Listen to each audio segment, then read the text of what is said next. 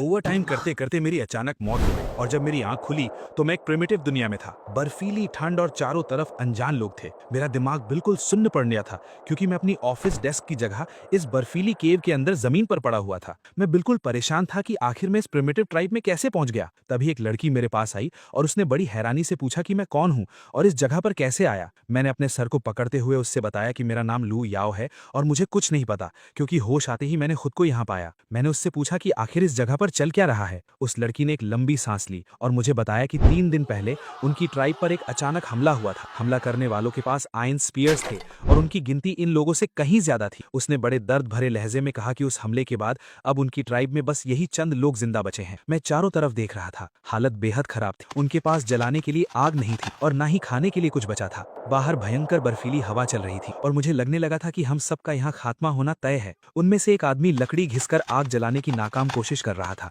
उसने परेशान होकर कहा कि अगर आग नहीं जली तो आज रात हम में से कोई भी जिंदा नहीं बचेगा। वो बुरी तरह थक चुका था और उसने हार मान ली थी, पर उस लड़की ने उसके कंधे पर हाथ रखा और कहा कि हमें हिम्मत नहीं हारनी चाहिए और दोबारा कोशिश करनी चाहिए। मैंने भी अपने अंदर एक अजीब सी आग महसूस की। मुझे भी जिंदा रहना होगा। तभी मेरी नजर जमीन पर पड़े काले पत्थर पर पड़ी। मैंने जैसे ही उस पत्थर पर हाथ रखा, अचानक मेरी आंखों के सामने एक फ्लोटिंग स्क्रीन पॉपअप हुई। उस स्क्रीन पर लिखा था कि ये कोल है जो जलने के काम आ सकता है। और सबसे बड़ी बात, उस सिस्टम प्रॉम्प्ट ने मुझे बताया कि इस नए आइटम को डिस्कवर करने के लिए मुझे 5 फ्री स्टैट्स पॉइंट्स मिले हैं। मेरे होश उड़ गए थे। ये कोई सपना नहीं था, ये मेरा सिस्टम था जो जग चुका था। मैंने खुशी से उस पत्थर को उठाया और सबको बताया कि ये कोल है और ये आग जला सकता है। उन लोगों को मेरी बात पर बिल्कुल यकीन नहीं हो रहा था, पर मैंने उन्हें भरोसा दिलाया। तभी केव की दीवार पर मुझे एक मकड़ी दिखी। मैंने उसे भी फोकस किया और सिस्टम ने मुझे उस मकड़ी की जाले से रस्सी और वुंड्स को सिलने का काम कर सकता हूं ये बता दिया। और इस नई डिस्कवरी के लिए मुझे 5 और स्टैट्स पॉइंट्स मिल गए। मेरा दिमाग तेजी से चलने लगा था। मैंने अपना सिस्टम पैनल खोलकर देखा।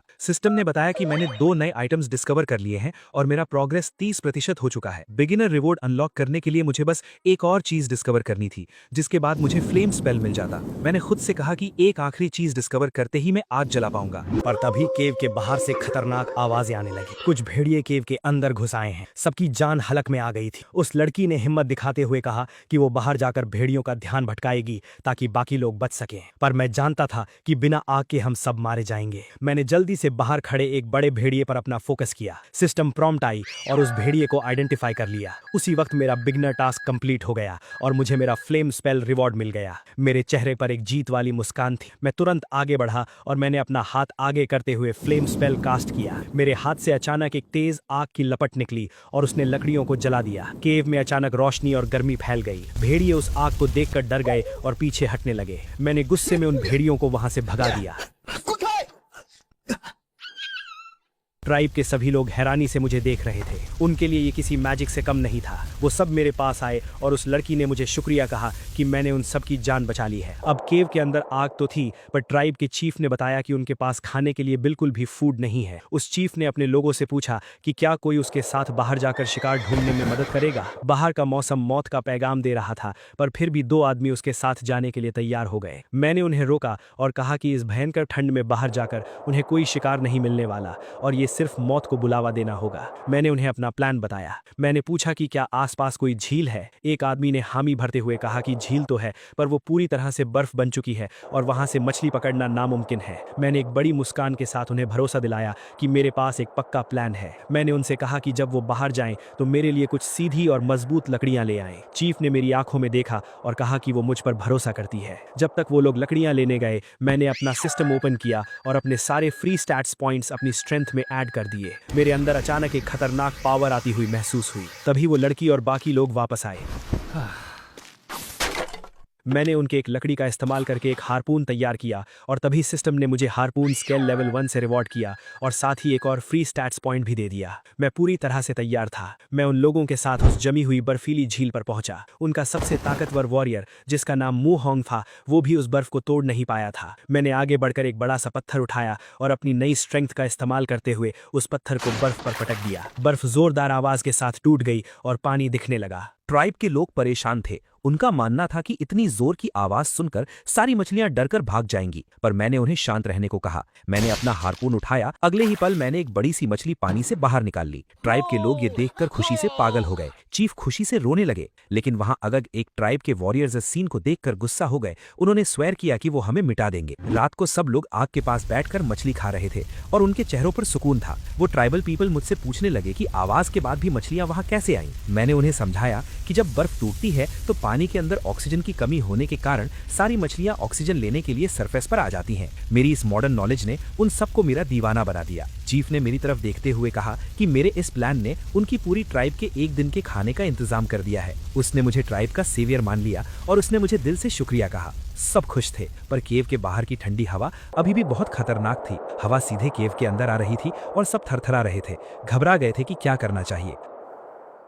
मैंने खड़े होकर ऐलान किया कि मेरे पास इसका भी इलाज है। हम इस केव के लिए एक डोर बनाएंगे। उन लोगों ने अपनी जिंदगी में कभी डोर जैसी कोई चीज देखी ही नहीं थी। मैंने कहा कि जब मैं इसे बनाऊंगा तब तुम लोग ऑटोमेटिकली समझ जाओगे। मैंने सिस्टम विंडो में प्लान देखा। फिर मैंने मूहोंग को कुछ और लोगों के साथ लकड़ियां काटने के लिए ऑर्डर दिया। जब वो लोग ढेर सारी लकड़ियां लेकर आ गए तो मैंने अपना काम स्टार्ट किया। मैं बता नहीं सकता कि सिस्टम की ऑटो क्राफ्टिंग एबिलिटी कितनी ओपी थी। मेरी आंखों के सामने मेरे हाथ मैजिकली मूव कर रहे थे और बस कुछ ही मिनटों में लकड़ियों और बेलों को जोड़कर मैंने एक मजबूत दरवाजा तैयार कर लिया था। हम सब ने मिलकर उस भारी दरवाजे को गुफा के एंट्रेंस पर फिट कर दिया और अगले ही मोमेंट मिरेकल हो गया। बाहर की ठंडी हवा गुफा के अंदर आना पूरी तरह से ब्लॉक हो गई थी। गुफा के अंदर अचानक से रूम हीटर जैसी फीलिंग आने लगी। ट्राइब के लोग लिटरली खुशी से झूम उठे और बार बार कहने लगे कि ठंड चली गई है। उनके लिए मेरा बनाया हुआ ये दरवाजा किसी जादुई आइटम से कम नहीं था। सिस्टम ने मुझे इस नई आइटम को क्रिएट करने पर 5 स्टैट्स पॉइंट्स और रिवॉर्ड कर दिए थे। मैं मन ही मन सोच रहा था कि चाहे मैं इस प्रिमिटिव एरा में फंस गया हूं, पर मेरा ये चीटिंग सिस्टम मुझे पहले से भी कहीं ज्यादा डेंजरस और एक्साइटिंग लाइफ देने वाला है। पर लगता है हमारी किस्मत सच में खराब थी। बाहर से अचानक से बहुत सारी भेड़ियों की आवाजें आने लगी। हमने जो सोचा था वही हुआ। बर्फीले भेड़ियों का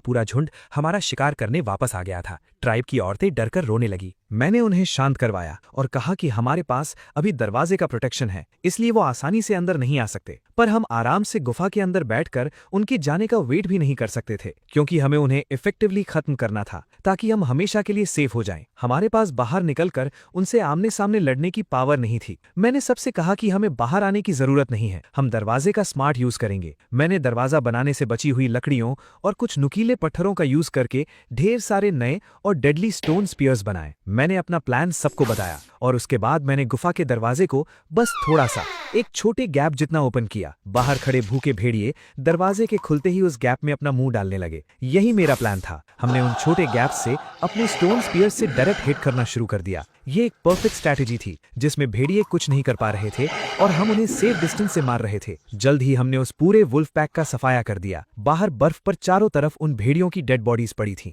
ट्राइब के लोग खुशी से पागल थे, क्योंकि अब उनके पास अगले आधे महीने तक खाने के लिए बहुत सारा वुल्फ मीट आ चुका था। मूहोंग इमोशन में आकर मेरे आगे झुक गया और उसने मुझे ऑफिशियली अपना बॉस मान लिया। जब हम मीट कलेक्ट कर रहे थे तब अचानक से बर्फ से निकलकर एक स्नो वुल्फ कब ने अटैक कर दिया, पर मैंने उसे आसानी से हरा दिया। भले ही वो बस एक छोटा सा बच्चा था, पर इस प्रिमिटिव एरा के वुल्फ कप की ताकत किसी नॉर्मल मॉडर्न इंसान से कहीं ज्यादा थी। मूहोंग डर के मारे चीखने लगा और उसने पूछा कि बॉस, आपने इस भेड़िए को क्यों नहीं मारा? ये सिंपल था। जब मैंने इस छोटे वुल्फ कप को अपनी आंखों से फोकस किया तो सिस्टम ने मुझे दिखाया कि इस भेड़िए को टेम किया जा सकता है। ये सीरियसली एक नेक्स्ट लेवल चीज थी। मैंने मूहोंग को एक भुनी हुई मछली का टुकड़ा लाने को बोला और उस मीट को उस गुस्से में भरे वुल्फ कप के सामने डाल दिया। मैंने पूरी आंखों में आंखें डालकर उस कप से कहा कि मुझे अपना मास्टर एक्सेप्ट कर लो, वरना तुम्हारी भी मौत पक्की है। वो भेड़िया राजी हो गई। उस ट्राइब के लोगों ने अपनी जिंदगी में किसी जंगली भेड़िए को इंसान के आगे झुकते हुए नहीं देखा था, क्योंकि ये दुनिया अभी एनिमल हस्बेंड्री पीरियड में भी प्रॉपर्ली एंटर नहीं हुई थी। मैं शायद इस दुनिया का पहला एनिमल टेमर बन गया था। मूहोंग ने वुल्स मीट गुफा के अंदर शिफ्ट करने का आदेश दे दिया। हम एंजॉय कर रहे थे, पर अचानक से जंगल के अंधेरे में से एक आयरन स्पीयर उड़ता हुआ आया और मूहोंग को लगा। चीफ ने घबराकर बताया कि ये वही दुश्मन ट्राइब के लोग हैं जिन्होंने उनके लोगों को मारा था। उनका एक आदमी हम पर नजर रख रहा था। चीफ ने सबको तुरंत गुफा के अंदर भागने और डोर बंद करने को कहा। मैंने सबको समझाया कि वो दुश्मन वहां से भाग रहा था। मैं समझ गया कि वो वापस जाकर अपनी पूरी ट्राइब को हमारी लोकेशन बताने गया है। अगर वो अपनी पूरी ट्राइब ले आया तो ये लकड़ी का डोर उन आयरन वेपन्स को रोक नहीं पाएगा। चीफ बहुत डरी हुई थी। मैंने चीफ को मशवरा दिया कि हमें ये जगह और सारा मीट छोड़कर कहीं और भाग जाना चाहिए, पर मुहोंग बुरी तरह जख्मी था और वो चलने की हालत में नहीं था। मुहोंग ने कहा कि हम उसे यहीं छोड़कर निकल जाएं, वरना उसकी वजह से सब मारे जाएंगे। उसने कहा कि इस चोट की वजह से उसको इन्फेक्शन हो जाएगा और वो वैसे भी मर जाएगा, पर मैंने उन सबको रोका। मैंने उससे कहा कि ये सिर्फ एक छोटी सी चोट है और मैं उसे ठीक कर दूंगा। मैं उन्हें बिना बताए तेजी से केव से बाहर निकल गया। बाहर बर्फ गिर रही थी, पर मुझे सिस्टम पर पूरा भरोसा था कि यहाँ आसपास कोई ना कोई हीलिंग प्लांट जरूर होगा। मैंने बर्फ के बीच ढूंढना शुरू किया और जल्दी ही मुझे एक पहाड़ के किनारे पर्पल रंग का पौधा दिखाई दिया। सिस्टम प्रॉम्प्ट ने कंफर्म किया कि ये एक पेन किलर और हीलिंग अर्ब है। मुझे इसके लिए भी फ्री स्टैट्स पॉइंट्स मिल गए। मैं तुरंत उस अर्ब को लेकर वापस केव की तरफ भागा। रास्ते में मुझे एक वाइन भी मिली जिसकी इलास्टिसिटी बहुत कमाल की थी। मैंने उसे भी अपने पास रख लिया। केव में आते ही मैंने उस पर्पल अर्ब को अपने दांतों से चबाया और उस पेस्ट को मुहोंग के वूंड पर लगा दिया। कुछ ही सेकंड्स में उस अर्ब का मैजिक दिखने लगा। मुहोंग का दर्द बिल्कुल गायब हो गया और उसकी चोट ठीक होने लगी। ट्राइब के लोग ये देखकर दंग रह गए। चीफ ने मुझे एक देवता की तरह देखना शुरू कर दिया। उसने कहा कि अब हमें जल्दी यहाँ से भागना होगा क्योंकि दुश्मन कभी भी आ सकते हैं। पर मैंने एक गहरी मुस्कान के साथ उनसे कहा कि अब हम कहीं नहीं जाएंगे, हम उन दुश्मनों को यहीं खत्म करेंगे। चीफ ने परेशान होकर कहा कि दुश्मनों के पास आयरन वेपन्स हैं और उनकी गिनती बहुत ज्यादा है, हम उनसे नहीं जीत सकते। मैंने उन्हें बताया कि मैं उन आयरन स्पीयर्स से भी खतरनाक वेपन बना सकता हूँ। मैंने उन्हें बाहर से लाए हुए वाइन और लकड़ी को दिखाया। मैंने उन्हें समझाया कि हम इस लकड़ी और वाइन का इस्तेमाल करके बो और पत्थर से एरोज बनाएंगे। मैंने उन्हें तुरंत ऑर्डर दिया कि बाकी सब लोग भी मेरे बनाए हुए डिजाइन के हिसाब से बोज और एरोज बनाना शुरू करें। मैंने अपने हाथों से इस प्रिमिटिव दुनिया का सबसे पहला बो तैयार किया। सिस्टम स्क्रीन फ्लैश हुई और मुझे बताया गया कि मैंने पहला बो बनाया है जिसके लिए मुझे आर्चरी स्किल लेवल 1 और 10 फ्री स्टैट्स पॉइंट्स मिले हैं। मुझे ये सब किसी गेम जैसा लग रहा था। मैंने ट्राइब के हर एक मेंबर के हाथ में बो और एरोज थमा दिए और उन्हें उनका इस्तेमाल करना सिखा दिया। अब हमारी ट्राइब एक लॉन्ग रेंज आर्चर यूनिट बन चुकी थी जो दूर से ही दुश्मन को ढेर कर सकती थी। तभी अचानक जंगल से दुश्मन ट्राइब के लोग हवा में अपने वेपन्स लहराते हुए आ गए। मैं मुस्कुराया और मैंने अपने सारे फ्री स्टैट्स पॉइंट्स अपनी स्ट्रेंथ में लगा दिए। मेरी बॉडी से एक गोल्डन एनर्जी निकलने लगी। मैंने अपनी बो पर एरो लगाया और डोर खोलकर ठीक उनके सामने जा खड़ा हुआ। उनका लीडर जोर जोर से चिल्ला रहा था कि वो हम सबको जिंदा नहीं छोड़ेगा क्योंकि उन्हें अपने आयरन वेपन्स पर बहुत घमंड था। उनका एक आदमी आगे बढ़ा पर मैंने बो से एरो शूट कर दिया और एरो सीधा उसके दिल के आर पार हो गया।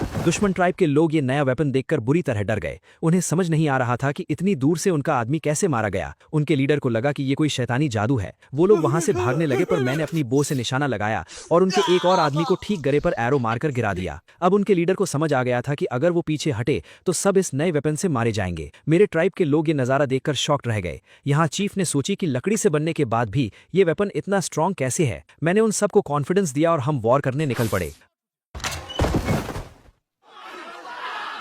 मुहोंग को बो कंट्रोल करने में थोड़ा दिक्कत हुआ पर फिर भी हम आगे बढ़े। मीनवाइल ऑपोजिशन लीडर ने अपनी बची हुई ट्राइब को ऑर्डर दिया कि जो कोई भी पीछे हटेगा उसको 3 दिन तक खाना नहीं मिलेगा। उन सबको मजबूरन आगे बढ़ना पड़ा, पर हमने उन पर एरोज की बारिश कर दी और उन सबको बर्फ पर लिटा दिया। जब लड़ाई शांत हुई तो हमने देखा कि दुश्मन ट्राइब का एक आदमी जिंदा बच गया था। वो मुहोंग से लड़ने की कोशिश कर रहा था और मुहोंग को जमीन पर पटक दिया। मैंने सबको ऑर्डर दिया कि उसे जिंदा पकड़ लो। जब उसे बांधकर मेरे पास लाया गया तो मैंने पूछा कि उसका नाम क्या है। उसने गुस्से में बताया कि उसका नाम शुएकू है। वो इनकार कर रहा था मेरी कोई भी बात मानने से। मैंने ऑर्डर दिया कि इसके कपड़े उतारकर इसे बाहर बर्फ में फेंक दो। इतनी ठंड में कोई भी इंसान कुछ ही सेकंड्स में जम जाता, पर 3 मिनट बाद भी उस शुएकू को कुछ नहीं हुआ था। उसने मुझे हंसते हुए बताया कि उसके पास नेचुरल कोल्ड रेजिस्टेंस है और उसे ठंड नहीं लगती। मैं उसकी इस पावर से काफी इंप्रेस हुआ और मैंने तय किया कि इसको अपनी ट्राइब में शामिल करना फायदेमंद होगा। मैंने उसे वापस केव में बुलाया। वो सोच रहा था कि मैं अब उसे मार दूंगा। मुझे पता था कि उसकी ट्राइब का लीडर कुलोऊ बहुत ही जालिम आदमी था जो अपने लोगों को भूखा रखता था। मैंने उस आदमी से पूछा कि आखिर वो कुलोऊ जैसे जालिम लीडर का इतना वफादार क्यों है। उसने मुझे बताया कि सारे ट्राइब चीफ्स एक जैसे ही होते हैं और कुलोऊ ने उसे बचपन से पाला है, इसलिए वो उसको धोखा नहीं देगा। मैंने अपना तरीका बदला।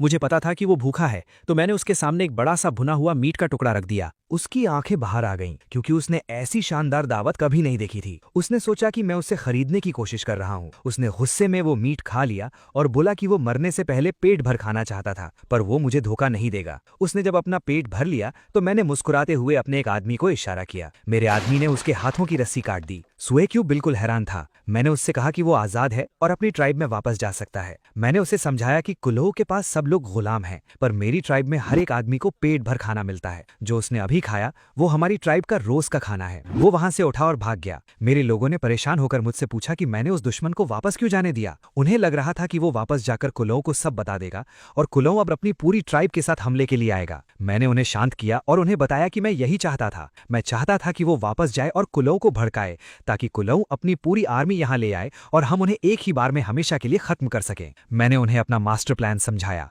मैंने उन्हें सिखाया कि कैसे पेड़ों और रस्सियों का इस्तेमाल करके ट्रैप बनाए जाते हैं। हमने मिलकर केव के बाहर पूरे जंगल में बर्फ के नीचे ऐसे हिडन ट्रैप्स बिछा दिए। मेरा प्लान सिंपल था, दुश्मन अंधेरे में आएगा और सीधा उन ट्रैप्स में फंस जाएगा। मीनवाइल स्वेक्यू माउंटेन वुल्फ ट्राइब वापस गया और चीफ को सब कुछ बता दिया। चीफ गुस्सा होकर हमला करने ही आ रहे थे कि स्वेक्यू ने कहा कि हमसे दुश्मनी न किया जाए तो अच्छा होगा, लेकिन चीफ ने जोरदार पंच करके स्वेक्यू को बोला कि उसे न सिखाए कि क्या करना है, और वैसा ही हुआ जैसा मैंने सोचा था। रात के अंधेरे में दुश्मन चीफ कुलौ अपनी पूरी फौज लेकर दबे पांव केव की तरफ बढ़ रहा था। उसे लग रहा था कि अंधेरे में हमारे बोझ बिल्कुल बेकार हो जाएंगे और वो आराम से हम पर कब्जा कर लेगा, पर मेरे पेट वुल्फ शाओबाई ने दूर से ही उनकी सेंट पकड़ ली और मुझे आगाह कर दिया। जब कुलो के लोग केव के करीब पहुंचे तो उनका पैर हमारे बिछाए हुए ट्रैप्स पर पड़ गया। अचानक रस्सियां खींची और एक के बाद एक सारे दुश्मन हवा में उल्टे लटक गए। कुलो का बिल्कुल दिमाग खराब हो गया था। उसे लगा कि ये जंगल किसी भूत प्रेत के कब्जे में है। धीरे धीरे सारे दुश्मन ट्रैप्स पर पड़ गए। तभी हम सब अपने हाथों में टॉर्चेज और बोझ लेकर केव से बाहर आए। चीफ यू ने जब ये सीन देखी तब उसने देरी नहीं की और ऑर्डर दिया कि सबको मार दिया जाए। ऑपोजिशन चीफ को लगा कि सुएक्यू ने कॉन्स्पिरेसी किया है तो वो सुएक्यू को मारने वाला था, लेकिन मैंने मेरी आर्चरी स्किल से उसके हाथ में छेद कर दिया। सिस्टम ने मुझे बता दिया था कि मेरा ट्रैप सक्सेसफुल हो गया है और इसकी वजह से मेरी आर्चरी स्किल लेवल 2 पर अपग्रेड हो गई थी। कुलो दर्द से चिल्लाने लगा कि वो हार नहीं मान सकता, पर चीफ यू ने अपना बदला ले लिया, उसके दिल में हमला करके।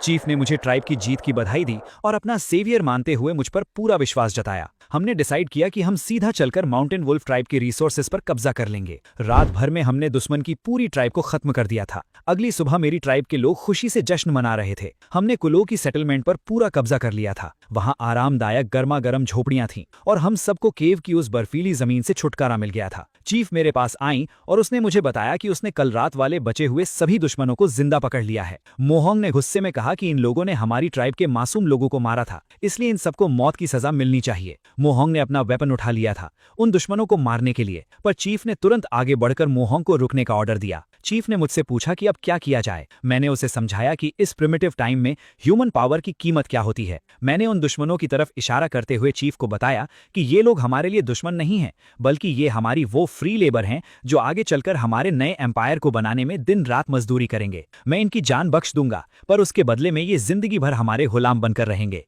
मुझे पता था कि आगे चलकर हमें और भी खतरनाक जंगली जानवरों और पहले से कहीं ज्यादा ताकतवर दुश्मन ट्राइब्स का सामना करना पड़ेगा। ट्राइब का कॉन्स्टेंटली बड़ा और ताकतवर होना बहुत जरूरी था, और इस प्रिमिटिव एरा में सबसे कीमती चीज थी पॉपुलेशन। मैंने उन पकड़े हुए दुश्मन कैप्टिव्स की तरफ देखा। ज़ूक्यू जमीन पर बैठा था। उसने तो अपने दिमाग में पूरी तरह सोच लिया था कि उसकी मौत अब पक्की है। उसने मेरी तरफ देखते हुए कहा कि उसने मरने की तैयारी कर ली है और मैं अपना काम शुरू कर सकता हूं। पर मैंने एक शातिर और कॉन्फिडेंट स्माइल के साथ उसकी तरफ देखा और बोला, किसने कहा कि मैं तुम्हें मारने वाला हूं? ज़ूक्यू एकदम हैरान रह गया। उसने आश्चर्य से पूछा कि क्या मैं उसको इस बार भी जिंदा छोड़ दूंगा? मैंने सबके सामने अनाउंस किया कि यह दूसरी बार है जब ज़ूक्यू मेरे हाथ लगा है, और तुम्हारा लीडर कूल हो तो वैसे भी मारा जा चुका है, तो अब तुम सब मेरे लिए काम करोगे और मेरी स्ट्रेंथ बनोगे। मैंने उसके हाथ को खोल दिया। उन सब ने कहा कि उस बेवकूफ और जालिम कूलो की वजह से उन सब की जान खतरे में आई और वो इस हालत में पहुंचे हों। मैंने उनसे सीधा पूछा कि क्या तुम सब जिंदा रहना चाहते हो? मैंने उन्हें एक लाइफ चेंजिंग ऑफर दिया कि अगर वो मेरी ट्राइब ज्वाइन कर ले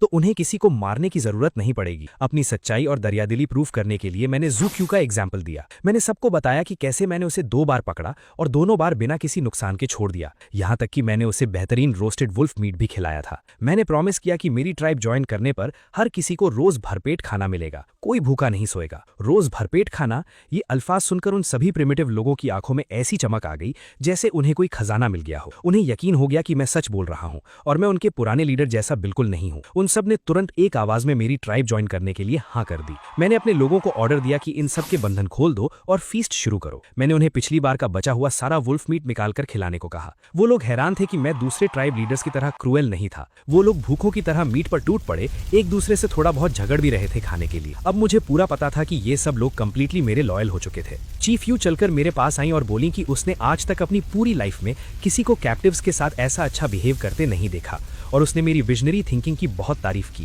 लेकिन मेरी इस दावत वाले मूव ने एक नई प्रैक्टिकल प्रॉब्लम खड़ी कर दी थी। मू होंग ने मेरे पास आकर परेशानी में बताया कि बॉस, हमारा सारा खाना ऑलमोस्ट खत्म हो चुका है और सर्दियां अभी भी खत्म नहीं हुई हैं। इतने सारे लोगों का पेट लगातार कैसे भरेगा? ये सच में एक बड़ा इशू था।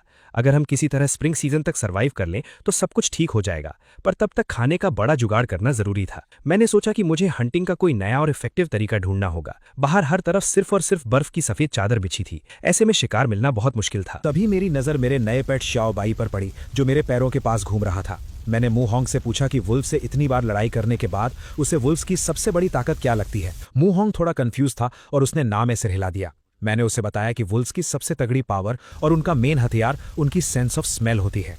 मैंने एक कॉन्फ्रेंस स्माइल दी और कहा कि अब मैं तुम्हें इसकी असली पावर दिखाता हूं। श्याओबाई को कमांड देते ही हम सब हंटिंग के लिए निकल पड़े। जंगल में आगे बढ़ते हुए श्याओबाई ने अचानक आगे जाकर बाग किया और हमने फौरन अपनी बोझ तान ली। पर वहां जो सफेद हिरन था वो अचानक से अलर्ट हो गया और इतनी तेजी से भागा कि उसको नॉर्मल स्पीड से पकड़ना ऑलमोस्ट नामुमकिन था। पर मैं भी कहां पीछे हटने वाला था। मेरे पास मेरा सिस्टम था।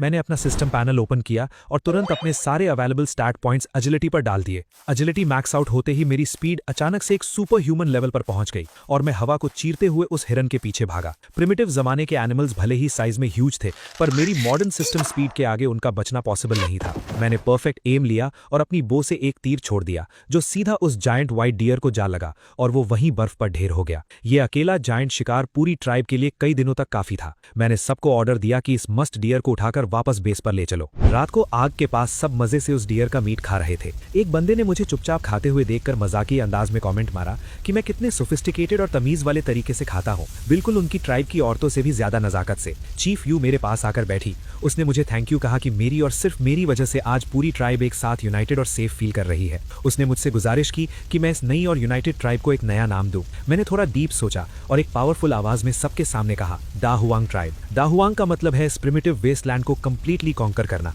सबको ये नाम बहुत पसंद आया। मैंने वहीं बैठे खुद से प्रॉमिस किया कि इस डेंजरस प्रिमिटिव एरा में मैं एक टॉप टियर लाइफ जीऊंगा। तभी मेरा सिस्टम एक्टिवेट हुआ और एक गोल्डन नोटिफिकेशन स्क्रीन पर पॉपअप हुआ। सिस्टम ने बताया कि दाहुआंग ट्राइब को सक्सेसफुली एस्टैब्लिश करने के लिए मुझे रिवॉर्ड के तौर पर 20 फ्री स्टैट्स पॉइंट्स और हीलिंग स्किल लेवल 1 मिल गया है। मैं अंदर ही अंदर बहुत खुश था कि मेरे पास अब हीलिंग की मैजिकल पावर थी। तभी मैंने उस डियर मीट का एक बड़ा टुकड़ा खाया और अचानक मेरा मुंह बहुत बुरा सा बन गया। मैं लगभग उसे थूकने वाला था। चीफ यू और मू होंग मेरी ऐसी हालत देखकर घबरा गए। उन्हें लगा कि मीट खराब है या मुझे कुछ हो गया है। उन्होंने परेशानी से पूछा कि बॉस, क्या आप बीमार पड़ गए हो? ये मीट तो उनके लिए एक अल्टीमेट लग्जरी डेलिकेसी थी। मैंने उन्हें समझाया कि मैं बीमार नहीं हूँ, बस बात यह है कि भले ही ये मीट उनके लिए बहुत ठीक हो, पर मैं एक ऐसी मॉडर्न जगह से आया हूँ कहाँ फूड में अलग अलग स्पाइसेस होते हैं। जब मैं शुरू में यहाँ आया था तब भूख और एक्सट्रीम ठंड की वजह से मैंने ये बेस्वाद मीट खा लिया था, पर अब इसमें तो सॉल्ट का नामो निशान तक नहीं है। मैं इसको डेली कैसे खाऊंगा? सॉल्ट, वो क्या होता है? उन्होंने हैरानी से पूछा। मैंने डिसाइड कर लिया था कि कल चाहे जो हो जाए मैं सॉल्ट ढूंढ कर ही रहूंगा। मैंने उन्हें डिटेल में बताया कि भले ही उन्होंने सॉल्ट का नाम नहीं सुना, पर उसके बिना कोई भी इंसान फिजिकली ठीक से जिंदा नहीं रह सकता। उसके बिना शरीर की सारी ताकत धीरे धीरे खत्म हो जाती है और इंसान वीकन हो जाता है। मैंने उनसे पूछा कि क्या उन्हें टाइम टू टाइम वाइल्ड जानवरों का कच्चा खून पीने की तलब होती है? उन्होंने हाँ में सिर हिलाया और अग्री किया। मैंने उन्हें समझाया कि खून पीना एक्चुअली बॉडी के अंदर सॉल्ट कंज्यूम करने का एक बहुत ही घटिया और इनएफिशिएंट तरीका है। मैंने उन्हें प्रॉमिस किया कि कल मैं उन्हें नेचर में पाया जाने वाला असली नेचुरल सॉल्ट दिखाऊंगा। प्रॉब्लम ये थी कि नेचुरल सॉल्ट था कहाँ? वो नदी के उस पार था जहां हम खड़े थे, पर नदी का पानी इतना फ्रीजिंग ठंडा था कि उसको तैर कर पार करना किसी आम प्रिमिटिव इंसान के बस की बात नहीं थी और उसमें जमकर मरने का पूरा रिस्क था। बोट बनाना अभी हमारे रिसोर्सेज के हिसाब से बहुत लंबा और मुश्किल काम था। सब परेशान थे कि वहां कैसे जाएंगे। तभी ज़ुएक्यू आगे आया और कॉन्फिडेंटली बोला कि बॉस, मैं जाऊंगा। उसे नेचुरली ठंड नहीं लगती थी, ये बात तो मैं भूल ही गया था। ज़ुएक्यू ने बिना सोचे उस बर्फीली नदी में जंप लगा दी और स्मूथली तैरकर उस पार चला गया। वहां पहुंचकर उसने किनारे पर जमे हुए क्रिस्टल क्लियर रॉक्स को उठाकर टेस्ट किया। उसके फेशियल एक्सप्रेशंस अचानक बदल गए, जिससे मुझे क्लियर पता चल गया था कि उसने सॉल्ट ढूंढ लिया है। उसने उस नमकीन स्वाद को अपनी लाइफ में पहली बार फील किया था और वो अमेज्ड था। उसने चिल्लाकर मुझसे पूछा कि बॉस, इस सॉल्ट को वापस हमारी तरफ कैसे लाना है। मैंने रिलैक्स होते हुए कहा कि तुम टेंशन मत लो, वहीं रुको, मैं अभी कुछ करता हूं। अब हमारे पास फाइनली सॉल्ट था, पर उसको स्टोर करने के लिए और सबसे इंपॉर्टेंट पानी उबालने के लिए हमें अच्छे बर्तन चाहिए थे। मू होंग ने आकर पूछा कि बॉस, अब हम आगे क्या करने वाले हैं।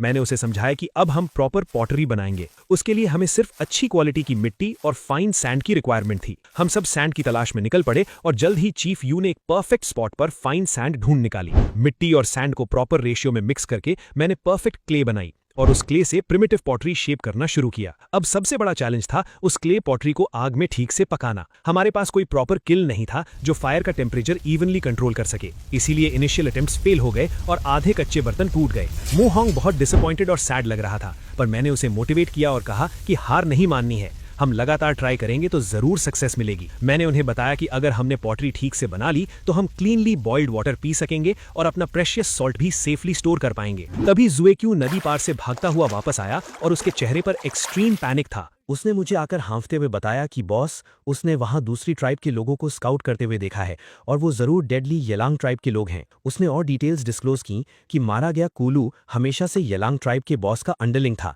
और हर 10 दिन में उन्हें अपने शिकार का एक बड़ा हिस्सा प्रोटेक्शन फी के रूप में देता था। अगर उन्हें पता चल गया कि कूलू मारा जा चुका है तो वो अपना रिवेंज लेने हम पर मैसिव अटैक कर देंगे। मैंने गुस्से से उसे देखा और पूछा कि ये इतनी इंपॉर्टेंट बात उसने मुझे पहले क्यों नहीं बताई। उसने बताया कि येलांग ट्राइब कूलू की ट्राइब से साइज और स्ट्रेंथ में 3 गुना ज्यादा बड़ी है। चीफ यू ये सुनकर बुरी तरह घबरा गई। उसने सोचा कि अभी हम एक तबाही से बचे थे और अब एक और नई तबाही हमारे सिर पर आकर खड़ी हो गई है। उसने मुझे नई जगह रिलोकेट होने का सजेशन दिया, पर मैंने उसे काम करते हुए एक कॉन्फिडेंट स्माइल दी और कहा कि इतना पैनिक करने की कोई जरूरत नहीं है। मेरे पास इन सब से निपटने का एक solid master plan already ready था। हम सब वापस अपने बेस पर आए। मैंने जमीन पर एक क्लियर ब्लूप्रिंट ड्रॉ किया और सबको समझाया कि हम एक केयरफुली डिजाइंड इजीली डिफेंसिबल और hard to attack wooden defensive wall बनाएंगे और उसके साथ में एक ऊंचा वॉच टावर भी खड़ा करेंगे ताकि हम दुश्मन को दूर से ही स्पॉट कर सकें। मैंने पूरी ट्राइब को, चाहे वो मर्द हो, औरत हो या बच्चे, सबको इस मैसिव प्रोजेक्ट में लगा दिया। कुछ दिन तक सबने बिना थके मिलकर दिन रात मेहनत की। चीफ यू ने मुझ पर पूरा भरोसा दिखाया और हमारी ट्राइब प्रैक्टिकली एक इम्प्रेग्नेबल फोर्ट्रेस में बदल गई। इस इंटेंस प्रिपरेशन के दौरान मेरी आर्चरी मास्टरी लेवल 3 पर अपग्रेड हो गई थी। अब मेरी आर्चरी स्किल्स इतनी डेडली और एक्यूरेट हो चुकी थी कि मैं इस प्रिमिटिव वर्ल्ड में किसी को भी इजीली डोमिनेट कर सकता था। चीफ यू मेरे पास चलकर आई। वो मेरे स्किल्स और लीडरशिप को देखकर काफी इंप्रेस थी। उसने ऑनेस्टली एक्सेप्ट किया कि शुरू में वो इस प्लान पर थोड़ा डाउट में थी, पर मेरी फ्लॉलेस आर्चरी देखने के बाद उसकी सारी टेंशन हवा में उड़ चुकी थी। तभी अचानक हमने एक हेवी थडिंग आवाज सुनी जो जमीन को हिला रही थी। सामने से एक मैसिव और टेरिफाइंग प्रिमिटिव बीस्ट, जिसे उन्होंने जिया लॉन्ग हॉर्न सिरोटॉप्सियन डायनासोर कहा, वहां आ गया था। ये बीस्ट अग्रेसिवली हमारी तरफ बढ़ रहा था। चीफ यू उस जायंट बीस्ट को देखकर घबरा गई और चिल्लाकर बोली कि ये बीस्ट बहुत खतरनाक है और इसके ऊपर की इतनी थिक आर्मर लाइक स्किन पर हमारे स्टोन स्पीयर्स का कोई असर नहीं होगा। उसने वॉर्न किया कि मेरी एरोज भी इस पर परफेक्टली यूजलेस होंगी, पर मेरी बाज जैसी नजरों ने उस बीस्ट को प्रॉपर्ली स्कैन कर लिया था। दुनिया में ऐसी कोई भी पावरफुल चीज नहीं थी जिसका कोई क्रिटिकल वीक पॉइंट ना हो। इस बीस्ट की बॉडी पर हर जगह हैवी आर्मर था, सिवाय इसकी बड़ी बड़ी आंखों के।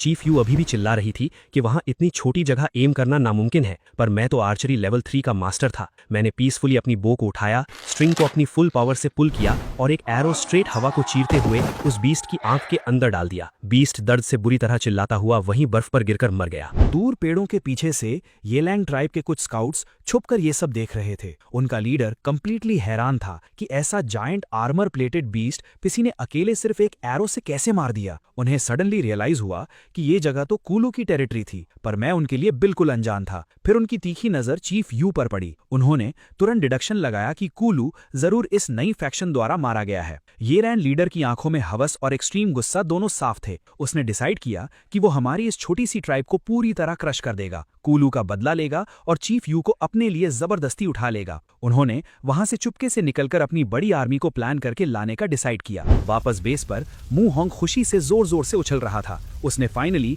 काफी कोशिशों के बाद पहला परफेक्ट क्ले पॉट बना लिया था। मैं बहुत खुश था कि मेरी बताई हुई टेक्निक और उनकी मेहनत रंग लाई। मैंने उन्हें अपना डिफेंस स्ट्रेटजी बताया कि जब भी दुश्मन अटैक करेंगे तो हमें बस अपने स्ट्रॉन्ग वुडन डोर्स अंदर से फर्मली लॉक करने होंगे। ये वॉल इतनी स्ट्रॉन्ग थी कि जायंट बीस्ट तो दूर, दूसरी ट्राइब के सबसे ताकतवर प्रिमिटिव वॉरियर्स भी इसको किसी हालत में नहीं तोड़ पाएंगे। मैंने लोगों से उस मरे हुए सेराटोटॉप्सियन बीस्ट का मैसिव बॉडी अंदर लाने को कहा। चीफ यू पूरी तरह कंफ्यूज थी जब मैंने उनसे उस बीस्ट का थिक आर्मर्ड स्किन निकालने को कहा। मैंने उस स्किन को हमारे नॉर्मल फर वाले कपड़ों के साथ स्टिच करने का ब्रिलियंट आइडिया लगाया। मैं एक्चुअली उस प्रिमिटिव वर्ल्ड में पहली बार ट्रू कॉम्बैट आर्मर क्राफ्ट कर रहा था। कुछ टाइम बाद जब हम रिलैक्स कर रहे थे, अचानक हमारी दीवारों पर एक जोरदार धक्का लगा। मैंने सबको अलर्ट किया और तेजी से वॉच टावर पर भागा। बाहर देखा तो एक huge red eyed black bear हमारी वॉल को एग्रेसिवली ब्रेक करने की कोशिश कर रहा था। चीफ यू को समझ नहीं आया कि एक बेयर बिना किसी प्रवोक किए अचानक इस तरह अटैक क्यों कर रहा है। मैंने कहा पता नहीं, पर इसे तुरंत रोकना होगा। तभी हमने देखा कि और भी मैसिव बेयर्स वहां आ गए थे और वॉल पर अटैक करने लगे। ये सिचुएशन अचानक से काफी सस्पिशियस हो गई थी। असल में ये लैंड ट्राइब का लीडर दूर से देखकर हंस रहा था कि उसका मास्टर प्लान ब्रिलियंटली काम कर गया। उसने एक्चुअली ब्लैक बेयर्स को केयरफुली हमारी तरफ डाइवर्ट किया था ताकि वो हमारी ट्राइब को तबाह कर दे और उसके बाद वो आराम से बची खुची लाशों पर आकर लूट सकें।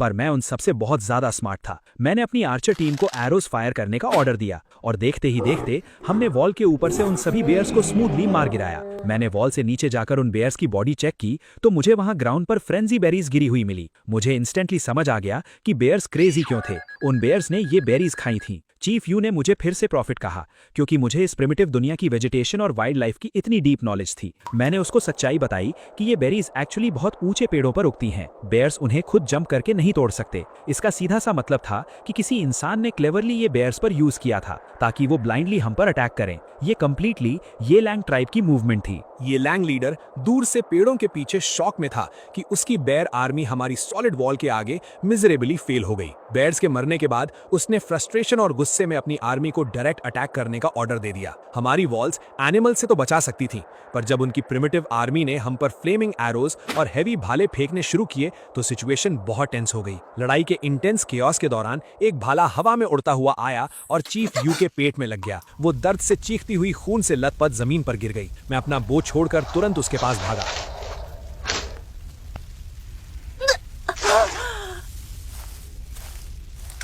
उसने रोते हुए मुझे पकड़ते हुए कहा कि बॉस मुझे अभी छोड़ दो, ये इतनी फेटल चोट है कि मैं अब जिंदा नहीं बचूंगी। उसने आखिरी सांस लेते हुए कहा कि उसके बाद अब इस ट्राइब का इकलौता लीडर मैं ही हूँ। उसकी आंखों में आंसू थे। उसने मरते मरते एक बहुत इमोशनल कन्फेशन किया कि इस प्रिमिटिव एरा में हर औरत का सिर्फ एक ही सबसे बड़ा सपना होता है, एक सबसे ताकतवर और स्मार्ट आदमी से शादी करना। और अगर वो आज जिंदा बचती तो उसकी आखिरी विश थी मुझसे शादी करने की, पर अब वो मरने वाली थी। मैंने उसकी बातों को सुनकर एक स्लाइट ग्रिन दी और स्मूथली बोला, किसने कहा कि तुम मरने वाली हो?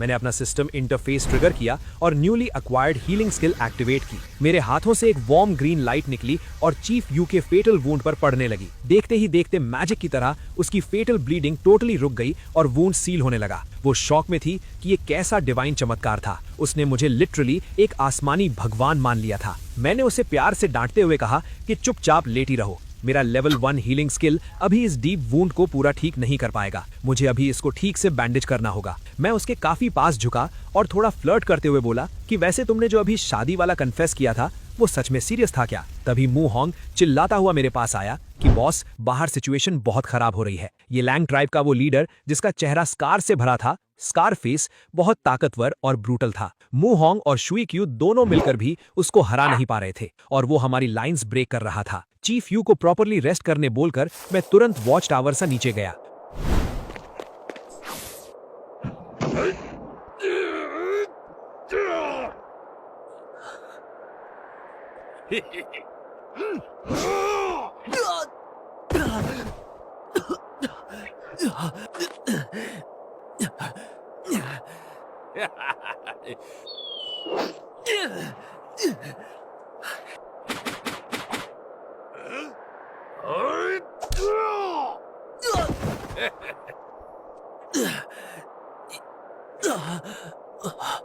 मैंने दुश्मनों के सामने बाहर निकलकर डायरेक्टली उन्हें फेस करने का डिसाइड किया। शुई क्यू नीचे जमीन पर खून में गिरा हुआ था। उसने मुझसे वॉर्न किया कि बॉस, ये स्कारफेस बहुत डेंजरस है, आप अकेले मत जाना। स्कारफेस ने मेरी तरफ देखकर जोरदार मजाक उड़ाया कि अब मैं उनके टॉप फाइटर को मार चुका हूं, तो तुमने अपने इस डेलिकेट और वीक लुकिंग बॉस को भेज दिया। उसने प्राउडली डिक्लेयर किया कि मैं उसके सामने एक सेकंड भी नहीं टिक पाऊंगा। उसने कहा कि मुझ जैसे निठल्ले और निहत्थे को मारने के लिए उसको अपने आयरन वेपन की भी जरूरत नहीं है। उसने अपना भाला जमीन पर फेंक दिया और अपने बेयर हैंड से मेरी तरफ चार्ज किया। उसने अपने पूरी ब्रूटल पावर से एक क्रशिंग पंच मेरे चेस्ट पर मारा, पर वो बेवकूफ नहीं जानता था कि मैंने उसके लिए क्या प्रिपेयर किया था। जैसे ही उसका थंडरिंग पंच मेरे चेस्ट पर लगा, एक लाउड मेटल लाइक क्लैशिंग आवाज आई और उसके हाथ से खून निकलने लगा। उसने पीछे हटकर डरते हुए पूछा कि ये हार्ड चीज क्या है। मैंने अपना फर कोट थोड़ा ओपन किया और उसके नीचे उस हॉर्न सेरेटॉप्सियन की अनपियर्सिबल स्ट्रॉन्ग स्किन से बना आर्मर धूप में चमक रहा था। मैंने उससे कॉन्फिडेंटली बताया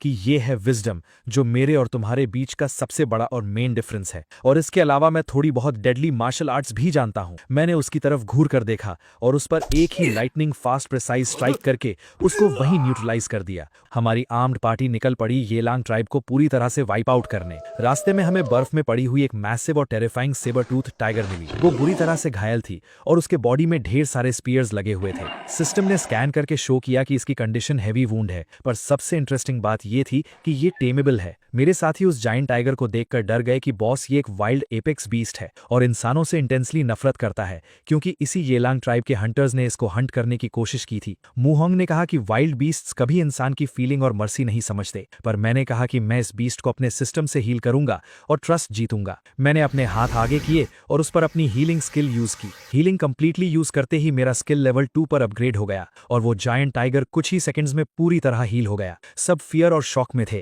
तभी शाओबाई भागकर आगे आया और अपनी वुल्फ लैंग्वेज में उस टाइगर से सॉफ्टली कम्युनिकेट करने लगा। उसने इफेक्टिवली उसे बता दिया कि मैंने उसकी जान बचाई है और मैं एक वर्दी मास्टर हूं। वो फियर्स सेबर टूथ टाइगर धीरे से मेरे सामने बो डाउन हो गया। मैंने एक giant pre historic saber tooth tiger को सक्सेसफुली अपना कॉम्बैट राइड बना लिया था। मैंने मुहोंग और शिएक्यू को ऑर्डर दिया कि तुम लोग आगे जाओ और येलांग ट्राइब वालों को स्मूथली सरेंडर करने का आखिरी अल्टीमेटम दो। अगर वो बात ना माने तो जब मैं आऊंगा तब किसी पर कोई रहम नहीं करूंगा। उन दोनों ने जाकर ट्राइब के सामने सरेंडर प्रपोजल रखा, पर वो एरोगेंट प्रिमिटिव वॉरियर्स थे। वो ऐसे बिना लड़े हार कहाँ मानने वाले थे। उन्होंने चिल्लाकर रिफ्यूज कर दिया कि उनका ट्राइब सिर्फ और सिर्फ रॉ स्ट्रेंथ को पूछता है और हमें उन्हें कॉम्बैट में हराकर दिखाना पड़ेगा, वरना वो नहीं झुकेंगे। तभी मैं अपने नए सेबर टूथ टाइगर को राइड करता हुआ प्योर अल्टीमेट स्वैग और डोमिनेंट ऑरा के साथ उनके कैंप में एंटर हुआ। एक giant pre historic apex beast को एक इंसान के इशारे पर नचाते हुए देखकर उन सब की आंखें डर के मारे बाहर आ गईं। एक सेकंड पहले जो वॉरियर सरेंडर ना करने की बड़ी बड़ी कस्में खा रहे थे,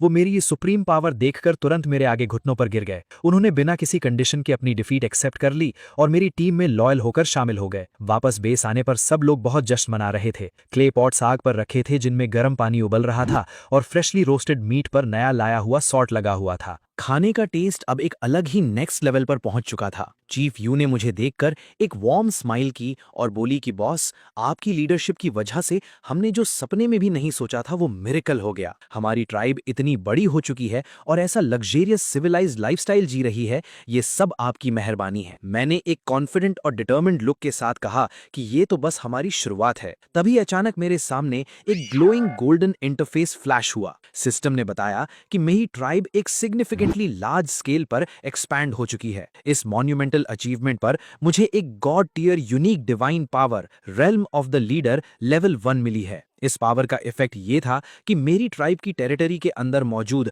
हर एक लॉयल इंसान को इंस्टेंटली +5 स्ट्रेंथ, +5 एजिलिटी, +5 कॉन्स्टिट्यूशन और +5 स्पिरिट के मैसिव पैसिव बफ्स मिलेंगे। मेरा दिमाग इस पावर स्केल को देखकर पूरी तरह ब्लास्ट हो गया था। ये एक pure overpowered god level zone buff था जो हमारी आर्मी को इनविंसिबल बना देगा। चीफ यू मेरी बातों का मतलब ठीक से समझ नहीं पाई और उसने मुझे एक कंफ्यूज्ड लुक दी। मैंने उसकी तरफ देखा और एक बैड एस स्माइल के साथ कहा कि इसका सीधा सा मतलब यह है कि मेरी ट्राइब अब एक अलग हायर लेवल पर इवॉल्व हो रही है। हमारी टेरिटरी और स्ट्रेंथ इनफाइनाइटली एक्सपैंड होती रहेगी। मुझे पता है कि आगे और भी बहुत से अनप्रिडिक्टेबल चैलेंजेस आएंगे और पावरफुल प्रिमिटिव बीस्ट्स और ट्राइब्स मिलेंगे, पर हम फुल्ली प्रिपेयर्ड हैं।